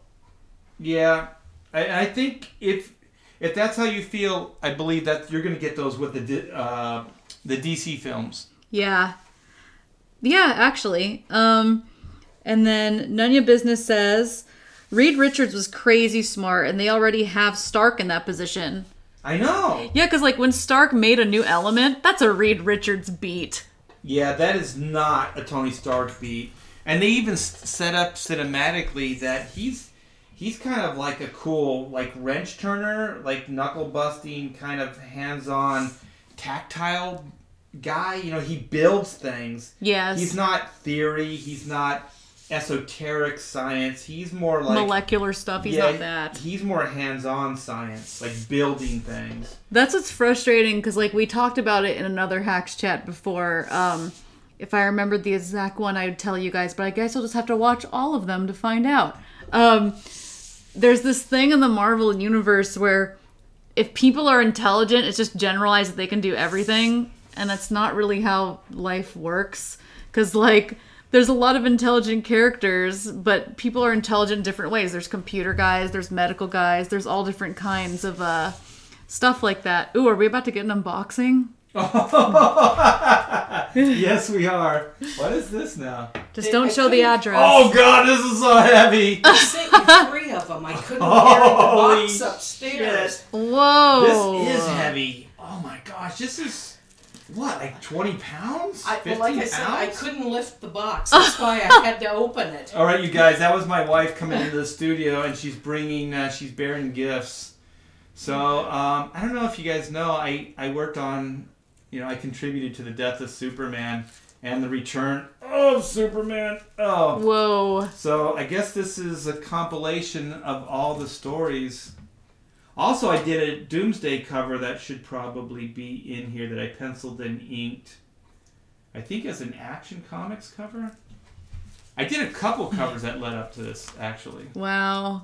Wow, this is cool. Pretty cool. Thank you, DC. Oh, no, don't apologize. Sorry I had to open it, but I couldn't lift the box. Well, you open the box. Oh, man, Art, how much would one of those with your signature on it go for? I don't know. Do you think if we got a couple super chats, I'll auction this off? I think it would take quite a lot, because that looks like a very hefty, expensive, beautiful collector's book. It would cost a lot, and the shipping would be crazy. Oh my god. The shipping alone. Oh my gosh, this is so cool. Thank you, DC. Yeah, Marvel doesn't do this, you guys, but DC sends everything. They just sent you a brick of Superman. Oh my gosh, thank you guys. Thanks, DC. Wow, okay, so let me put this over here. The giant thud. No, I try not to drop it. I gotta do some marker work here. Yeah, I was gonna say, make sure, get rid of this, yeah, you know what I'm saying. Let's see. James says, they have gone too far away from the source material. I'm not going to be happy until Thor is Dr. Donald Blake again. I mean, I think that would be really difficult to do at this point. Yeah, I think that would be hard to do as well. And plus is he living among humans at this point? It doesn't really seem like it. Asgard's gone. So he's gonna have to find a home. Well, one of the better stories that they've done recently is where Asgard was kind of being, or came to Earth. Yeah. And so there's like, is it a floating Asgard, or do they just... I think it was floating. Yeah, it was. I thought it was kind of cool, and you see how the Asgardians kind of socialize and intermingle with the humans, and that some of the there's like relationships that come out of it, and I thought it was cool. Like there was a religious aspect where there was kind of a Baptist preacher. Oh yeah, because it would kind of turn everything upside down. Yeah, and he was kind of a mediator between like this cosmic, because those guys are a type of God. They're not his God, or they're not the God, but they're, you know what I mean? So there's this cosmic stuff going on there. Whatever you do, don't bend that. And somebody already had. Oh. Yeah, this might not be in the best shape, especially if it's a card. If it's a soft cover, it should be okay. But if it's a cardboard cover like ours is gonna be, yeah. A heavy stock card cover. All right, what could this be? What have I ordered recently? This is exciting. What could it be? All right, let's open this sucker up. Ooh, there they are. What the heck? The dog tags. No way! Where's Yes. mine? Well, you might get them at home. And you know what? Just looking at this now, I'm thinking this was probably put together by slave labor, which is his kids. Aww. All this tape and stuff. What? Yes. Look, I go right after the dog tag. I'm so jealous right now. I don't even go to the comic book. I'm such a geek. Lone Star Squadron. Lone Star! Ooh. All right, you guys, can you see this, Taylor? Yes. Ooh, hold it up Brigade. a little close. Should I move it up closer? There we go. Lone Star. First Brigade. Wait, what does it say? It says Squadron, First Brigade. First Okay. Brigade, yeah. Ooh, that's cool. Yeah, it's really cool. So, I guess I got in early enough that because I think he stopped with the... He did, I believe. With those, yeah. I want to see it. Taylor's geeking out. Darn it. I hope mine's at home. Taylor was the biggest Lone Star fan at San Diego. She was handing out all of Mike Miller's bookmarks and stuff. You could watch the video where we're having lunch and you talk about Lone Star a little bit. Oh, yeah. I had the posters, too. Did you? You were handing out the posters. Mike's like, here, he put her to work. Yeah, so Taylor's handing out Lone Star posters and bookmarks at San Diego Comic-Con last summer. Ironically, my SJW-esque friend has one in her dorm, so... Yeah, so this is in good shape. It got a little folded, but it's in good shape. So one thing I think when we put ours through, Taylor, they're going to have to be harder cardboard. For the backing board? Or for just the shipping container, Oh, too. you're right. Because we have a cardboard cover, and if it folded like that, it probably would crease. Yeah. This is in pristine shape. This is in perfect shape. A rigid cover would have gotten jacked by that. But Yeah, I think a rigid cover would. it was packed well enough. Ooh, it's mint. Is that Elvis? A special thank you to all the members of the armed forces. I don't know. It's a guy reading a comic. Yeah, I don't think it's Elvis. Stationed around the world fighting to keep our nation free and our world safe from tyranny and oppression. Blacklist Universe and all of our supporters salute you all and hope you will enjoy this graphic novel during your deployment. Please let us know that you received and enjoyed your gift by posting an image or video to social media and using the hashtag Blacklist for the troops. Salute. That's really cool. Yeah, Mike's a good guy. Heart of the hero. I don't care what they say about him. Ooh. Roland Man. Hey, Don't spoil it. No, I'm gonna spoil. No. Here, you guys, look. No, don't do it. No, I won't. Ooh, I remember when he was working on that page. I want to see it though. He's practically given the Dable brothers. Why are the Dable brothers involved in this? Created, written, and illustrated by Mike S. Miller. Colors by Nanjan. What was it? Nanjan? He's credited in the colors by Nanjan J. Jamberry. Oh. We almost had Nanjan. I didn't know that Nanjan did the interior colors for this. Either. It doesn't look like his style. No, it really doesn't. He's good though. Okay, I have to see the back. There's the thanks. Ooh, there's the next issue. Part 2, Soul of the Soldier. And look at all the special thanks for the support. Where's my name? That's the Lone Star Squadron. Where's my name? Where is it? Where is it? I don't see it. Darn it, Michael. These aren't even alphabetical. Whoa! How are you supposed to find anything? Hey, there's Doug. Doug Tenaple. Maybe they're in order of who pledged. Maybe. Then mine should be early on. Ooh, there's a guy named Booker T. I like that. Booker T and the MGs. CK. Oh, there it is. Haha. Art T. Bear right there, baby. All right. Taylor Grosso. I'm looking for your name. Oh, man. It'd be nice if he just put tag, but he probably didn't. Did you buy it under tag? Yeah. You got in the first couple of weeks, right? I was early, yeah. I don't know if this is a specialty tier. Oh, they're alphabetical by first name. Okay, they're not last name, they're first name. Okay, so Taylor, you'd be in the T's. Somewhere in those T. Wait, okay. But right? Like this looks like it's alphabetical. I don't know. You'd be on the back then. S-R-S-T. I'm used to T's because my last name's T. So Taylor. You'd be early. I didn't make it in. It is tagged. Yeah. Okay, now I'm happy. Oh yeah, baby. Oh yeah. Oh, there's Mitch and Elizabeth Brittweiser. This is exciting. Oh my gosh.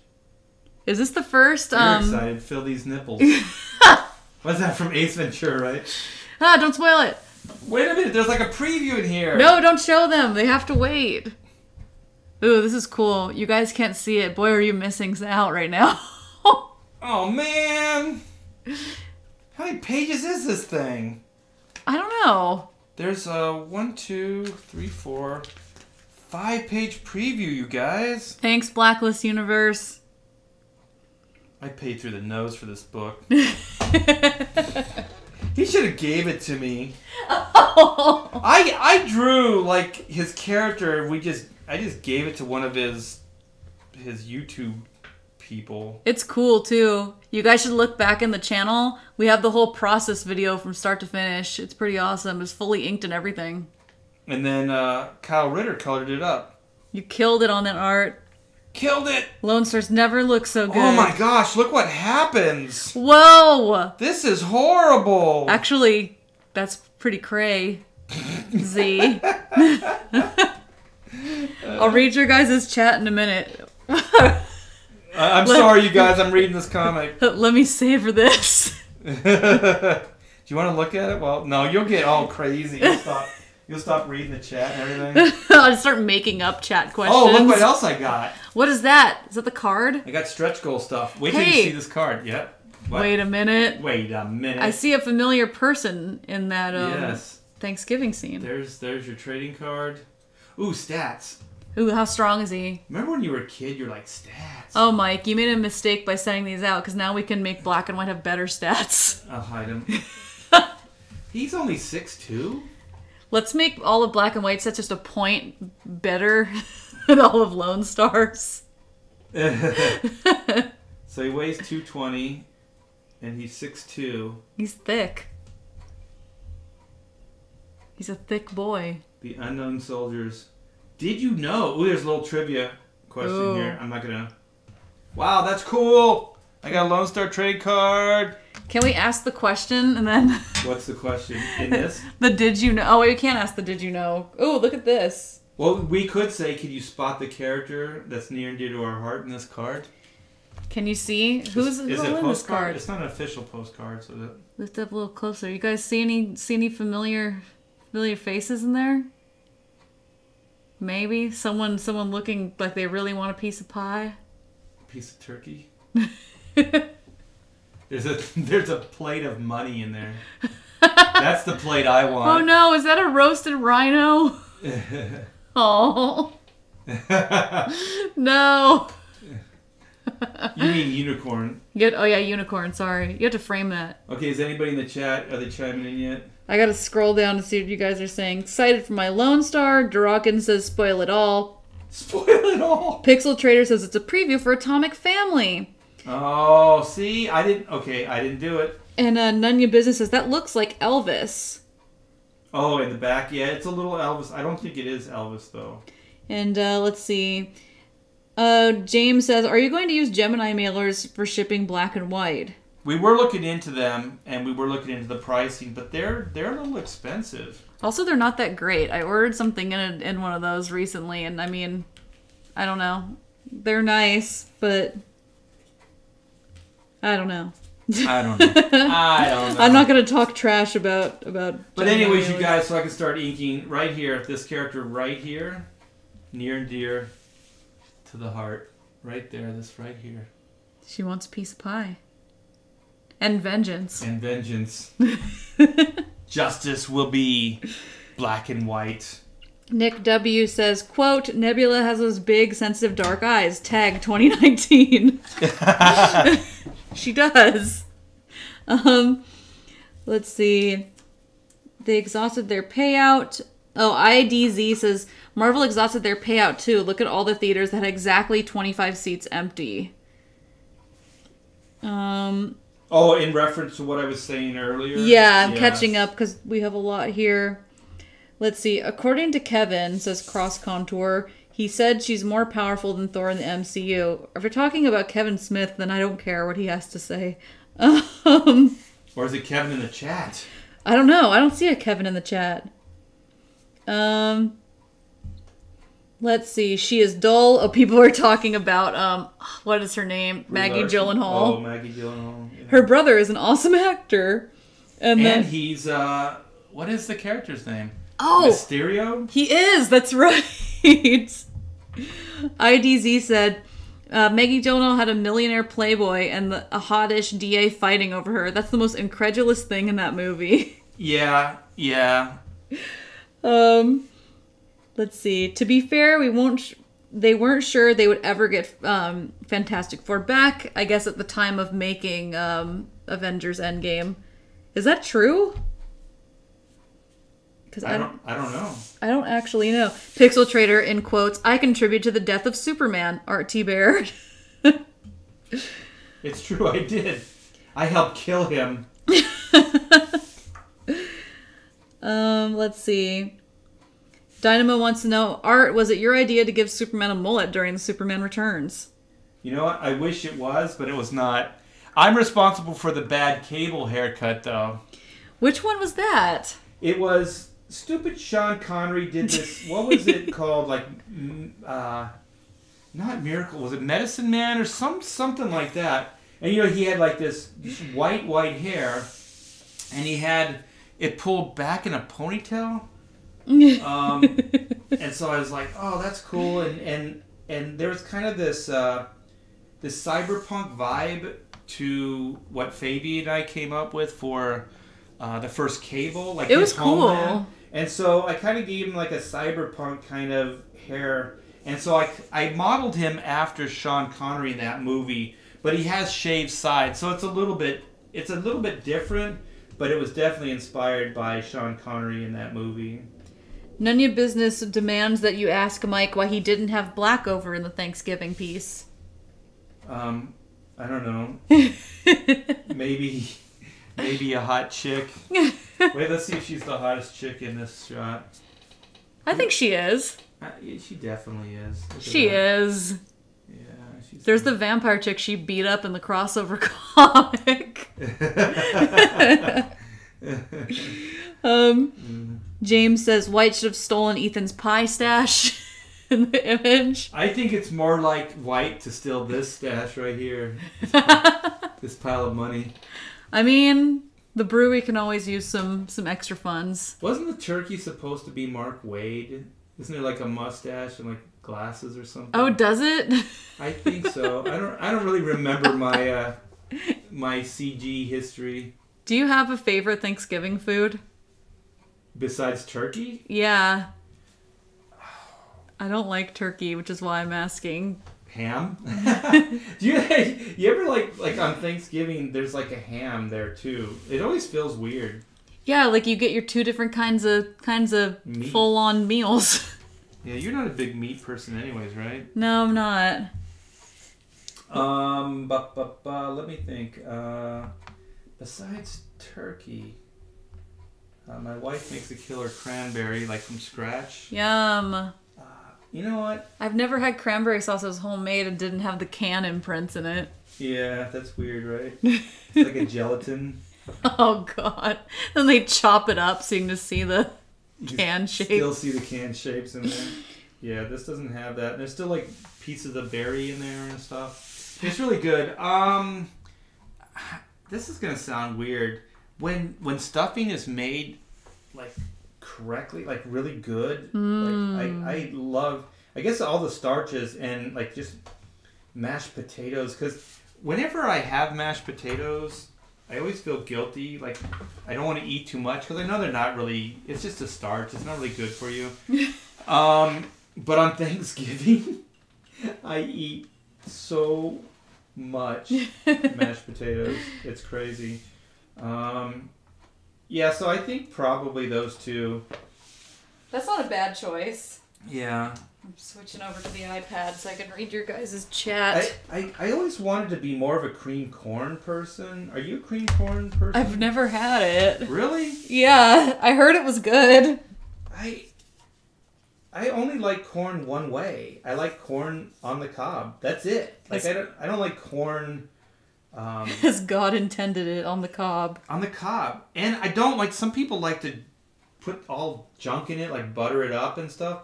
I don't like to do that. I just like it straight, like right off the cob. I don't put anything on it either. People salt it up and everything. Yeah. It doesn't need it. Yeah, don't put any salt in it. And some people butter it up. And what's the Hispanic way? Oh, elote. They put the spice, like, people love that. It's really good though. But it's, it's completely covered in a million things. You use it's mayonnaise, right? No, it's like a cheese. Wait. I forget what it's called. Okay. So what is the oily stuff on it then? Let me find. Is that butter? I think it's butter. I'm gonna find all the ingredients right now. This is the Hack Shack elote recipe. Because you guys, like, we live in a really, really nice I think it does have mayo area on it. of Corona. But just like even like when you drive out of Beverly Hills, I'm not saying this is Beverly Hills, but this is kind of the Beverly Hills of Corona. There's like there's bad neighborhoods, right, that surround it, and if you just drive kind of down the hill here, there's kind of not good neighborhoods, and they sell, like, you have guys in the summertime, right? They have the little carts. Yes. And they have the bell, and they just go like door to door, and they sell that corn. I owe you an apology because it does require mayo to make this cheese that you mix it with, which sounds disgusting, I know. So you need 4 ears of corn. I don't know why you need 4. You need 1/4 cup of melted butter, 1/4 cup of mayo, a 1/2 cup of cotija cheese, 4 wedges of lime. And that's what you need to make it. Oh man, like, no, it's good. I don't know, mixing butter with mayonnaise. I know it sounds disgusting, but it's really good. No. Dynamo wants to know if you hate popcorn, Art. You know what? That is a good point, because it's not really, it's corn, but it's popped. It's different. You know what? Popcorn isn't one of my favorites, to be honest, because it has those unpopped little pieces, those like kernel tops, like those. I don't know what the hell those are the worst. I don't like those. They get stuck in my teeth and stuff. I don't like that. And then if you find a bunch of them at the bottom of the bag, you're like, wow, they're popping this really badly. Like, my wife is a big popcorn fan. Like, she loves popcorn, so we do eat quite a bit of popcorn here. So I eat it, but it's not one of my favorites. Do you have a go-to movie snack? If not popcorn? Yeah, there you go. It would have to be popcorn, and it's mostly because my wife loves the popcorn. Women love popcorn. Do they really? You like popcorn? I like popcorn a lot. The popped corn. Although, like, if you have bad popcorn once at a movie theater, it really breaks you from ever wanting movie popcorn again. Have you ever had, like, when they pull it out of that thing and it's slightly burned and it just, like, kills the whole batch? Like, you just taste the burn. It tastes like smoke smells. Yeah. It's like you can smoke meat and it's like, yes. But if you, like, smoke popcorn, it's gross. But it's weird because if you just, like, grill, like, a corn cob, it tastes good. Yeah, but if you burn a corn cob, it's not. What's the deal? With burnt corn on the cob. Rhaegar says about mashed potatoes, if it's not good for you, then why does it taste so good? I know!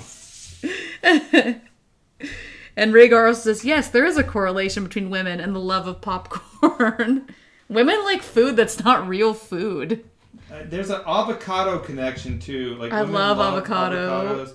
And what is the other one that my wife loves? What the hell is that? It's a vegetable as well. It's Brussels sprouts? Well, she loves those. Asparagus? No, I really do like asparagus. I like uncooked spinach. What the hell is that stuff? It's Artichoke? It's an artichoke, yes. Might have choked Artie. Artichokes are good. Yeah, see? I know there might be some guys out there that are like, yeah, artichokes, but It's the gatherer diet. it's not me. Rhaegar says, "Eck, I can't do it." Can't do asparagus? Or... He can't do avocado. He even put the avocado emoji. Yeah, like, I don't know. It's kind of like a horrible tasting butter. Like, it's kind of like a non-flavored butter. I guess the texture probably doesn't help. Yeah, the texture is kind of like unmelted butter, like congealed butter. Congealed butter. That sounds gross, but... That's why I said it. I wanted to gross you out. I don't want you ever to enjoy that food again. But it's full of healthy fats for your heart. Is there such a thing? Yeah, there's healthy fats and then there's trans fats. I'm sure all the fats I eat are unhealthy. I don't know. You guys eat pretty good. When my wife cooks, yeah, she's a good cook and usually healthy. She's like a pretty well-rounded cook. Like, she doesn't just have like the same thing she makes all the time. That's not a slight to my family, but they make the same thing all the time. Then it is a slight to your family. I'm not saying it is, but it is. They cook the same 3 things. Wait, is one of them spaghetti? Yes, it is. They get a pass, because how can you not just eat spaghetti all the time? It's very good. Man, I can't wait to eat a burger after this. I'm hungry. You need to stop. I'm starving. We've been talking about food since we began this. It keeps coming up, huh? Yes. Well, you want to kind of show the special treat that we've been teasing then? I thought I'd be a lot further along on this. Oh, man, which one? Because there's... is this an early day for you? No, I do not. Okay. It's only, what is it? It's almost 5? Yeah. I'm thrown off by the clock because the clock on the computer didn't reset. So I keep seeing 3:54 and thinking like, wow, we're making great time. But, it's an hour early? But really it's 5:50 or 4:54. Let's see. Well, I'll let it be your call then. Did you want to talk about the Loeb band? I don't know. I mean, are we going to try to stay while I finish these, or are we going to... We can... It's up to you, man. I'll see this through. I need to get this done anyway. Yeah, I mean, it's cool. Okay. Oh, wait. I know what you're talking about now. Oh, yeah, we could do this. We have a list, but it's on my hand, so I keep, like, not referring to it. We're trying to get more organized and entertaining. All right. Don't they say don't show these? Oh, yeah. Well, well, we're showing them. Yeah, but they can't steal it from a video. No, don't turn them.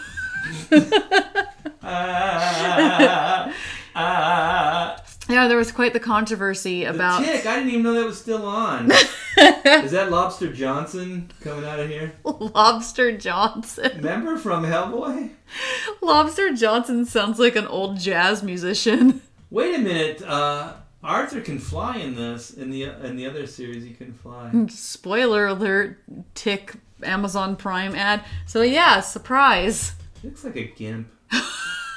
Look at that face. They're never going to invite us back now.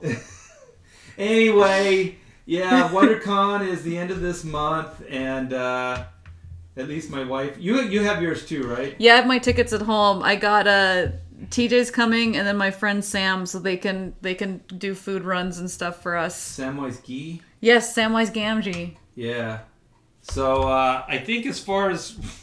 Still on the Skadoolie, we're going to actually have a Hack Shack table at the show. So Taylor and I will be, we'll just be selling our wares. Come say hello. Yes, and promoting Black and White and the Oodles book. If there's any Oodles books left. The Oodles books they're disappearing pretty quick. There might not be any left by that time. Yeah.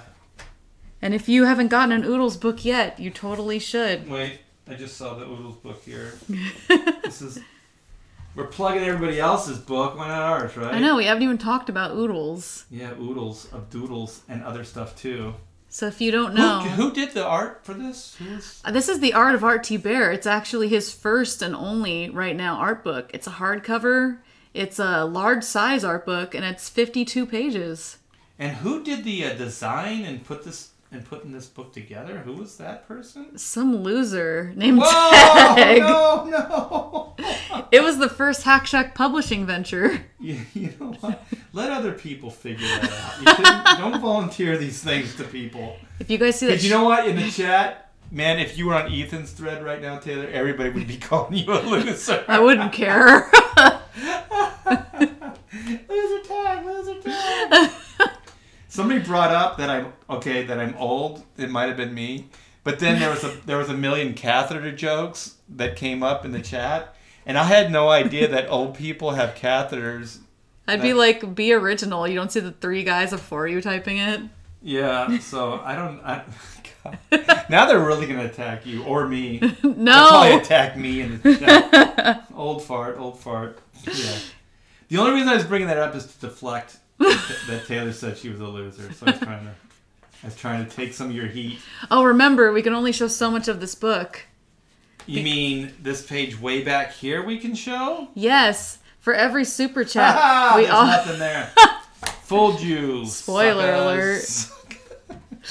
We were doing a thing where for every super chat, we'd show one page of the book, and I think we got to the Superman page. Yeah, this page is paid for, so this will give you an idea of how little you guys think of us. We only got to page 2 in super chats. But you can see the whole book if you buy a copy. Yeah. On Indiegogo. This is the self-loathing part of the program. While supplies last. While the supplies last. Yes, look at this. This is amazing stuff. No! Okay, I'm going to show this page. We have to tease it. I'm going to have a heart attack. Here you go. Ah! Ha! Wow. Twice, reeled in, fished in. As if Wayne's World, you remember that with the, fished in, as if. Yes. I guess that's a term, for fishermen. Rhaegar says, I like Taylor's sales pitch voice. Thank you. I do too. Simon says, some loser, you mean some BA designer tag. Aw. Aw, that's cool. Yes. Thank you. Let me see. Copyright strike, says Nick W. No, we can't get copyright strike for. We just don't want to spoil the book. Look at this. Ooh. Should I spoil? No. No. We always end up almost spoiling everything. The whole book, because every time we get a lettered page, we debate showing you guys. Yeah. I think you just want to... you're proud of it, right? You just want to show it off. Because it's only the people in this room that see it. Or in this house, I should say, that see it. So we want to show it to other people. Yeah. My daughter doesn't care. How come I'm saying yours, a general your family never cares about amazing things like that other people know are cool, but to your family they just they don't even really seem like they are affected by it. I think it's just it's just mundane to them. Because even actors say that. They say that their kids don't even care if they're in movies or anything. Well, there's that one joke, I think it was Bobcat Goldthwait, that said it is could you imagine if Curly from the Three Stooges was your dad? That'd be cool. I would think it was cool, but you just oh God. Yeah, my dad's a stooge. You know what I mean? That's true. Is he one of those guys that just pokes people in the eye and hits people with hammers? Yeah. That's the part that would be annoying, because everyone would be like, oh, does your dad do whatever at home? He's always the character. And does your dad do the curly shuffle on the floor? Spin himself around? Whoop, whoop, whoop, whoop. But you feel really bad because actually he does. When you come home, he's just You realize it's not an act, it's not a character, it's actually him. Yeah, my dad does that all the time. It's not a shtick. James says, we think a lot of you. We are here. Keep building your audience and numbers and super chats will roll in. But it's not going to happen overnight, so don't be down on yourself. Don't be a Debbie Downer, thank you. That was so sweet. Yeah, Taylor, don't. Sorry. Bringing us down. Well, Rhaegar says, what if your dad was Pauly Shore? He could have been, actually. My mom actually met him one time. Wait a minute. But I guess not. So you could be wheezing the juice right now? I wish. Darn it, Mom, you blew your chance. So, did they go out? No. Are you exaggerating the story? No, she really did meet him. I think he asked her out, but she never went on a date with him. It was back in the day. I think I was already born, but I like to think he could have been my dad. Was your mom and him were they were wheezing the juice together? Wasn't that his thing? Like wheeze the juice, and then he'd go. He'd make that rodent sound. I don't remember. Wheeze the juice. I just remember all of his like weird stilted like yeah speech. Buddy. Not the father, says Maury Povich. Maury Povich? Well, Rhaegar quoted Maury Povich. Oh, okay. Nick says, be careful of overseas shipping costs. Yeah, I heard that Doug just got smashed. We were pretty wary of it. We definitely factored that in. Because Art had done... Art had done crowdfunding before, and since the web shop and everything... we were pretty good about that stuff. Well, I think what happened, if I'm not mistaken, that Doug kept like making the book bigger and bigger, and then in turn it became heavier and heavier, and so they don't just ship like costs don't just from like location, it's also weight and size. So I think it was weight and size that got him. Yeah, I mean, something you have to be careful of when you have these stretch goals that build up the book. So I can see how that would be easily overlooked. But thanks for giving us the heads up. And I always feel so bad because it's hard to calculate different regions. That's practically impossible. And so you kind of have to go with an overall. So I used to, on these things, go with the lower number. But what would happen is that I would end up having to pay that out of my pocket.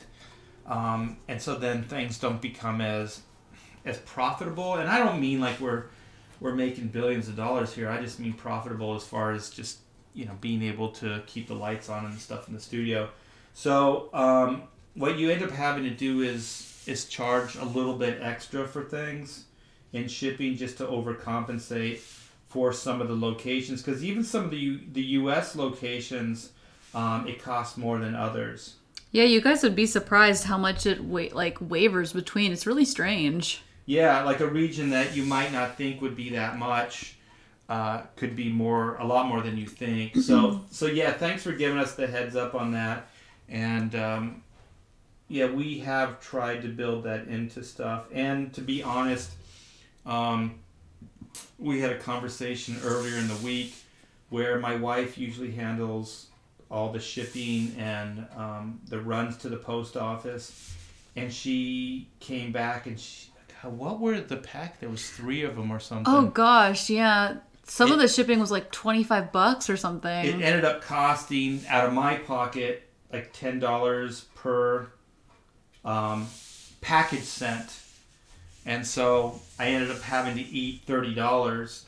And so that stuff does happen because you just don't know. You know what I mean? Like, you just don't know what some of these places it's going to cost you. Yeah, unfortunately, until you actually bring the physical package there, you don't really know the exact amount most of the time. Yeah. Nunya Business says he did Euro size. And James says, Doug messed up pumping too much into making a hardcover book as a stretch goal. Not knowing how much it would cost to ship. Yeah, because like we said, you usually don't know until you have the physical book about to ship, unfortunately. But too, there's so many moving parts. He's making a comic, which is a full-time job. He's writing it. He's basically working as an art director and an editor with his team. There's a lot of moving parts, and then there's running the Indiegogo, and then there's all the shipping, the manufacturing, all of these things, and sometimes little details go out the window because I could see him just being overwhelmed and just being optimistic. Like, you know what? If we can get to this stretch goal, then I'm going to make it a hardback, book. If we can make this stretch goal, I'm going to put 25 extra pages in and all these things. And so you're thinking about your stretch goal and how much more you'll make to pay for your amount of work and time that you have to spend to make these things happen and to manufacture those. But you don't always think, like, what's that going to do to shipping? Yeah, exactly. And you want to make the book as best it can be, so you end up, seeking those things and maybe not, you kind of know in an abstract way how it's going to affect shipping at the time. Or, like, what I was trying to say is that you might just not even think of it. Because all these other things are going on that you might, just be so focused on those other things. I'm looking at this Lone Star card right now. I wonder why the power ratings only go to a 7. Is that normal for, like, these trading cards? How dare you? I'm just curious, because it says his intelligence is a 3, and I don't know if that's good or bad. A scale of what? It's a 1 to 7? If it's a scale of 1 to 10. That's why at first I was like a 3. Uh-oh. It's not real good. Lone Star Squadron. I can't wait to get this. It'll probably be like at your house when you get home. I know, but I have had packages stolen before. I'm afraid that someone's gonna take it. Rhaegar says it was normal for Marvel. No, I don't understand. Normal for Marvel to do. I'm not sure. Let's see what you guys are talking about here. Taylor's been looking into shipping, so she wasn't paying attention to the chat. Remedial Star. Oh, you guys are talking about the old school Marvel cards. Thank you. Simon says, old school Marvel cards went to a 7 across the board. The average person who is in shape. Oh, okay.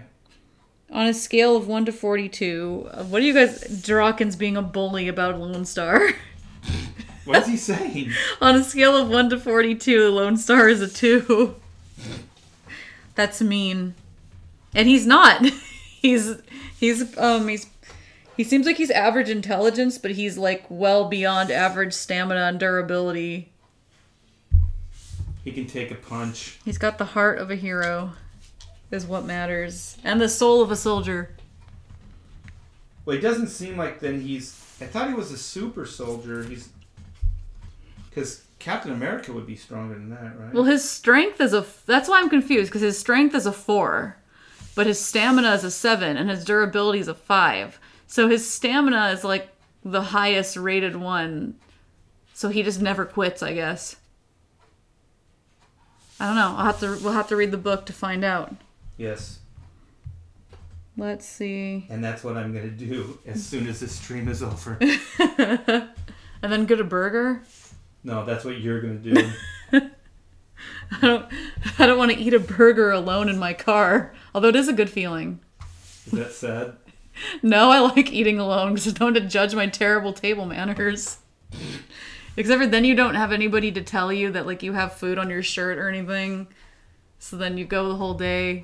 Anyway, that's not what this stream's about. This stream is about... This isn't about laundry and messy food. Remember that Carl's Jr. ad where the food's like, if it doesn't get all over your place, ew, all over the place, it doesn't belong in your face. The worst was that trucker girl who's eating that disgusting burger in her trash-filled car. Wasn't there one with, what's her, I hated her, like, Paris Hilton? Ew! That's a name you don't hear very often What anymore. if Paris Hilton played Captain Marvel? It would be a lot better movie. You know what? She is warmer, personality-wise, than Captain Marvel. Then Christina, oh my god, what was Brie her... Larson? No, what's her friend's name that was in that Simple Life show? She was Lionel Richie's kid. Adopted kid. Too. Christina Lionel Richie. I want to say Christina... That's what you were going to say, Christina Ricci. But that's Christina Ricci is the one that played Wednesday. I know it's not her. I'm just making fun of you. That's why I didn't want to say it. You said it. That's where I got it from. Oh man. I'm not going to gloss over that I just insulted Wednesday Addams. All right, Christina Ricci. Nicole Richie. In her prime when she was younger. Cute. Would she not have been the perfect like battle angel? Oh, you're right. Oh man, what a missed opportunity. They wouldn't even have to Photoshop those eyes. She already had gigantic eyeballs. I know. I absolutely adored her in what was it? Speed Racer? Oh my gosh, she was so cute in that. Trixie. Man, That sucks. She would have made a really good... I mean, the girl that played her was a good actress. But that would have been really good casting. Yeah, but like you said, they wouldn't have had to do anything to the eyes. No, she would have looked perfect. Like, visually, it would have been perfect casting. Christina Ricci should play an emo Captain Marvel, says Rhaegar. But she's so little. I don't know. I was going to say if Paris Hilton played Captain Marvel and then Nicole Richie was Rambo and they hung out, how horrible that would be. But also amazing. I think you meant cool, yeah. Christina Ricci should have been as Scarlet Witch. Ooh. How do you feel about the girl that plays Scarlet Witch, Art? I don't know. I mean, until they give her something really to do, I think she's competent. I think she's okay. I think, and if you guys haven't seen, like, a really good Scarlet Witch, check out Art's social media. You've drawn Scarlet Witch many a time. And I think that your style really suits her. Thank you. I don't know. I think that they didn't really cast, like, Scarlet... Are there some Scarlet Witch drawings in the Oodles book? As a matter of fact, you're right. And Oodles of Doodles and other stuff, too. There's several Scarlet Witch pieces, I believe. There you go. But you'll have to order the book to find out. And of course, if you order a book, they are shipping, like right now. So you can find out early. I don't know, like, Scarlet Witch in the comics is very, like, a cute little brunette chick with, like, delicate features. And then in the movie, she's, like, an Olsen sister with a weird nose. And she's a fine actress, but, yeah, Christina Ricci back in the day would have been pretty cool. Rhaegar says, Elizabeth Olsen, sibling of the Olsen twins. I like her a lot. Better than you-know-who. Ooh, who's you-know-who? Cheese Larson, Cheddar Larson. Oh, Cheddar Larson. Render Contenders here. Hi, Art. Hi, Art and Tag. Got my Oodles of Doodles. I'm number 14 out of 200. Oh, thank you so much for picking up a book, and I'm glad it got there. Yes, definitely. And again, there are only 200 books available, so you could become a number out of 200.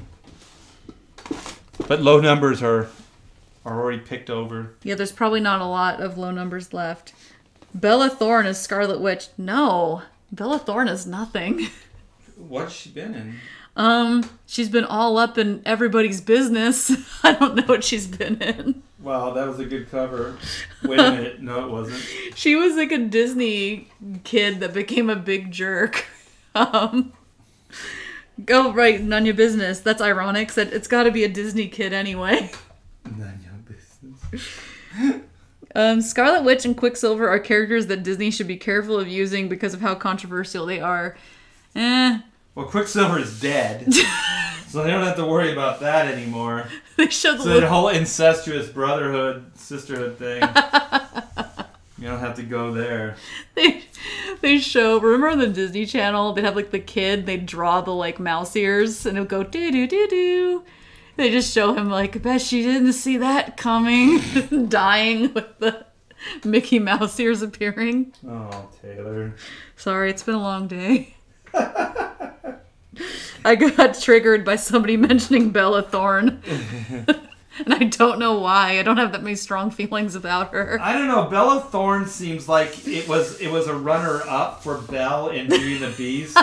But they were like, this is way too nail on the head, right? She's the edgy version. It would be like Bella Thorne Rose. You know what I mean? Like, it's like, oh, it's every piece of the story. That's like the sexy Beauty and the Beast story that's illustrated by oh my gosh, I can't think of that. Adam Hughes? Yeah, by like Adam Hughes or something. Wait a minute, there is a Briar Rose. Briar Rose is from Fables. It's Sleeping Beauty. She made me... is it? Yeah, Sleeping Beauty's name is Briar Rose. I'm thinking of Rose Red. That's way nail on the head too. Rose Red was a jerk in the Fable comics. She slept with Cinderella's husband. She slept with Tom Thumb. And she didn't seem which like... was a mistake. She didn't seem like she cared. About sleeping with Tom Thumb? No. Is Tom Thumb in Fables? I don't know, but I just thought it'd be funny since he's the size of a thumb. Aww. I mean, never mind. I'm not going to go deeper into that. Ooh, deeper. No! Let's see. Kathy Bates is Scarlet Witch, says Rhaegar. She definitely has the witch part down. I think that'd be hilarious. They should get Christina Aguilera to play Captain Marvel and Britney Spears to play Scarlet Witch. Yeah, the crazy train. Is Christina Aguilera even, like... Is she still even relevant in any way? She was average at best, even in the day, and now she just, like, she's like a housewife that doesn't know that she's past her prime. Aww, that makes me like her. She's trying too hard. Then there was Jewel, if we're talking about, like, washed-up singers from that time playing Jewel's superhero. been washed up for a long, long time.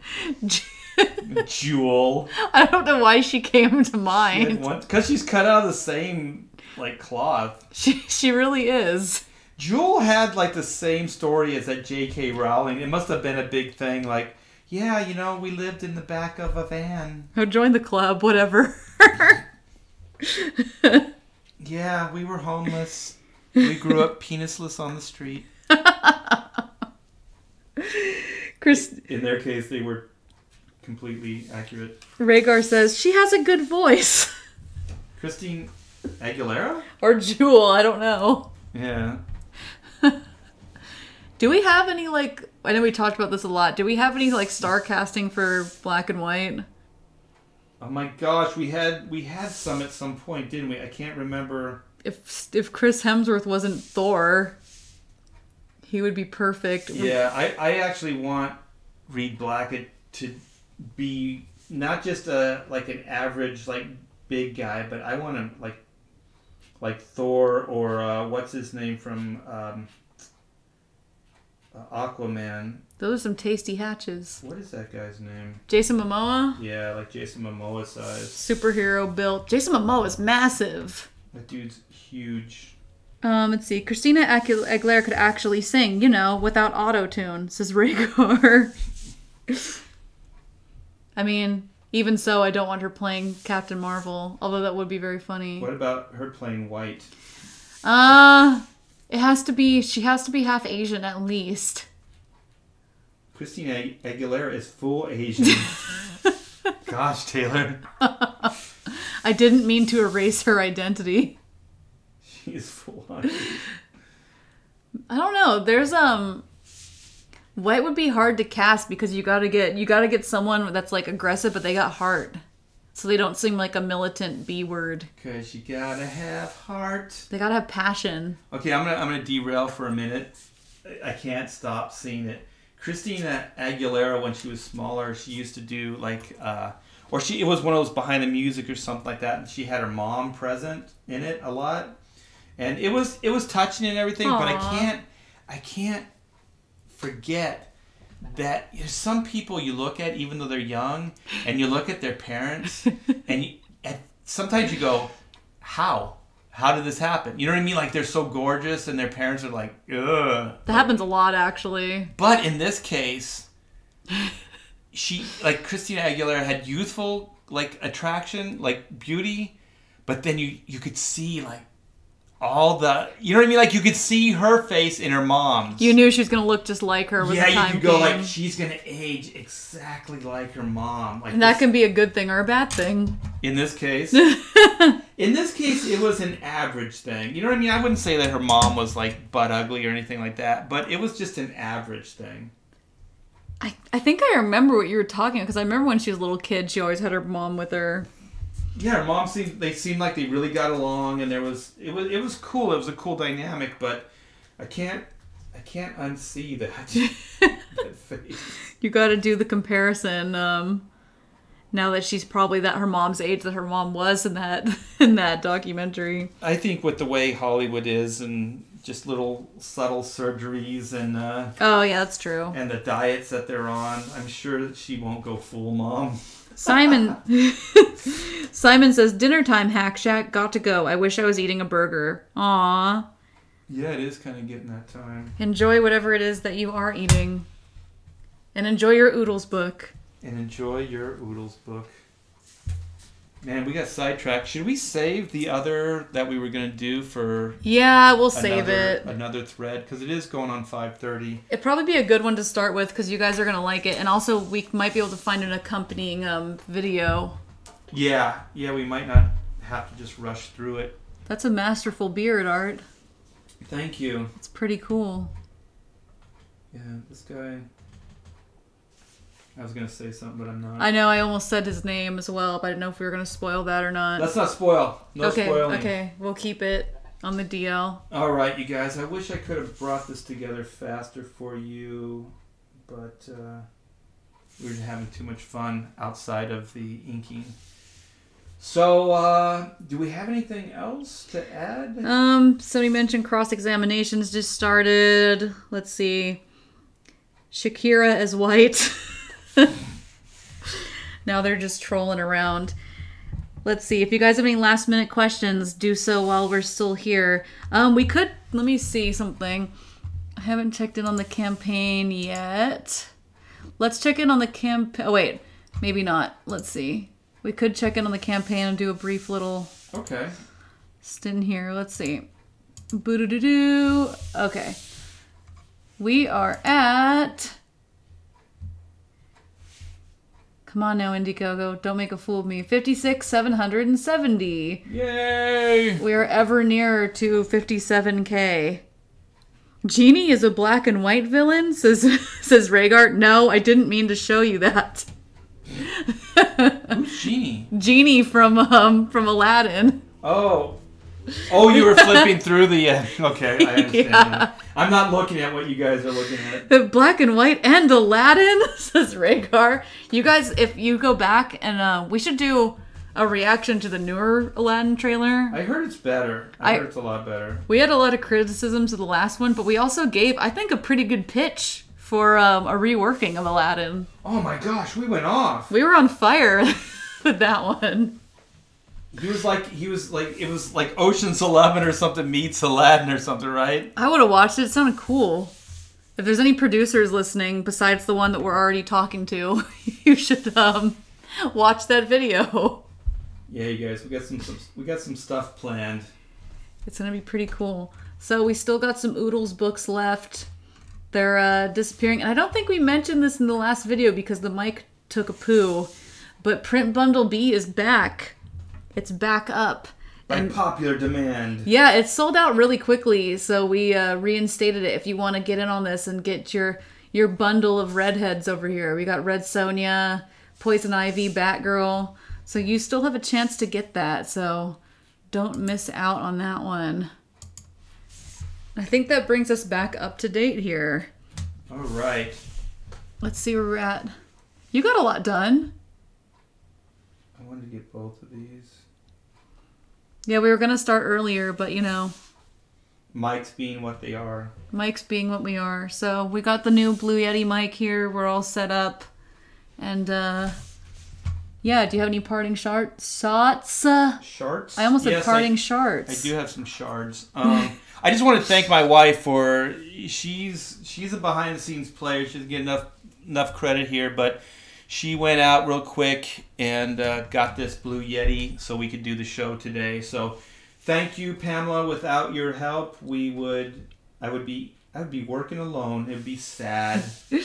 Thank you, Pamela. You're the unsung hero of the Hacks chat. Of the Hacks and the chats. And she's been sending out the Oodles books. Yeah, so all the books that have been going out has been her. So I think our next, as far as the books are concerned, we're going to get the prints all printed up. That sounds weird. But that's what you do. You print the prints. And so we're going to get those probably... What is today? Today's Thursday? I can't believe it. Yeah. So, I mean, we should have them by early next week. Is it Thursday or is it Wednesday? No, it's Thursday. Yeah, because Wednesday, oh my gosh, the show we had prepared for you guys Wednesday, we have, it's a friend of mine, longtime friend, and he's a storyboard artist, and I don't want to say his name, and he was going to come in here, and he and I have done some Hollywood stuff, so we have some Hollywood stories to tell you guys. It would probably be in the form of a booming out loud, right? Yeah, that's gonna be a good one because I assume it will be you guys sharing some of your many stories and adventures together. You guys will really like him. Yeah. What is he doing? He had to cancel out because he's working on 2. I don't think I'm allowed to say the details, but he's working on 2 films right now. I think. Were they documentaries or what were? Oh, never mind. I don't know if I'm allowed to say. Yeah, I don't want to get you in a bind here. Yeah, but he's really talented and he's fun and he's funny. So he will be thoroughly entertaining. Hopefully, we can get him in here and entertain you guys because we got some crazy stories. All right, so I guess that's it. Taylor's gonna get a burger. I'm gonna get whatever is being cooked up in the kitchen right now. So don't forget. I'm sorry, I interrupted you. Oh no, I was pretty much just done. I interrupted you when you had your one moment to talk at the end here. Okay, so I'm used to it. I'm sorry. I'm already embarrassed from saying parting sharts. I like parting sharts. That would be a good end cap to all of our videos. It also sounds very European, like it's like you know how like British people say like shart, like instead of shit they say shart. Tip pip pip cheerio and all those sharts. Am I making that up? They do say shart or shite. Shite, yeah, shite it out, yeah. By the way, in black and white, if you guys don't know, that rhymed. By the way, shite and black and white. Black it's not shite; it's black and white, which is the opposite.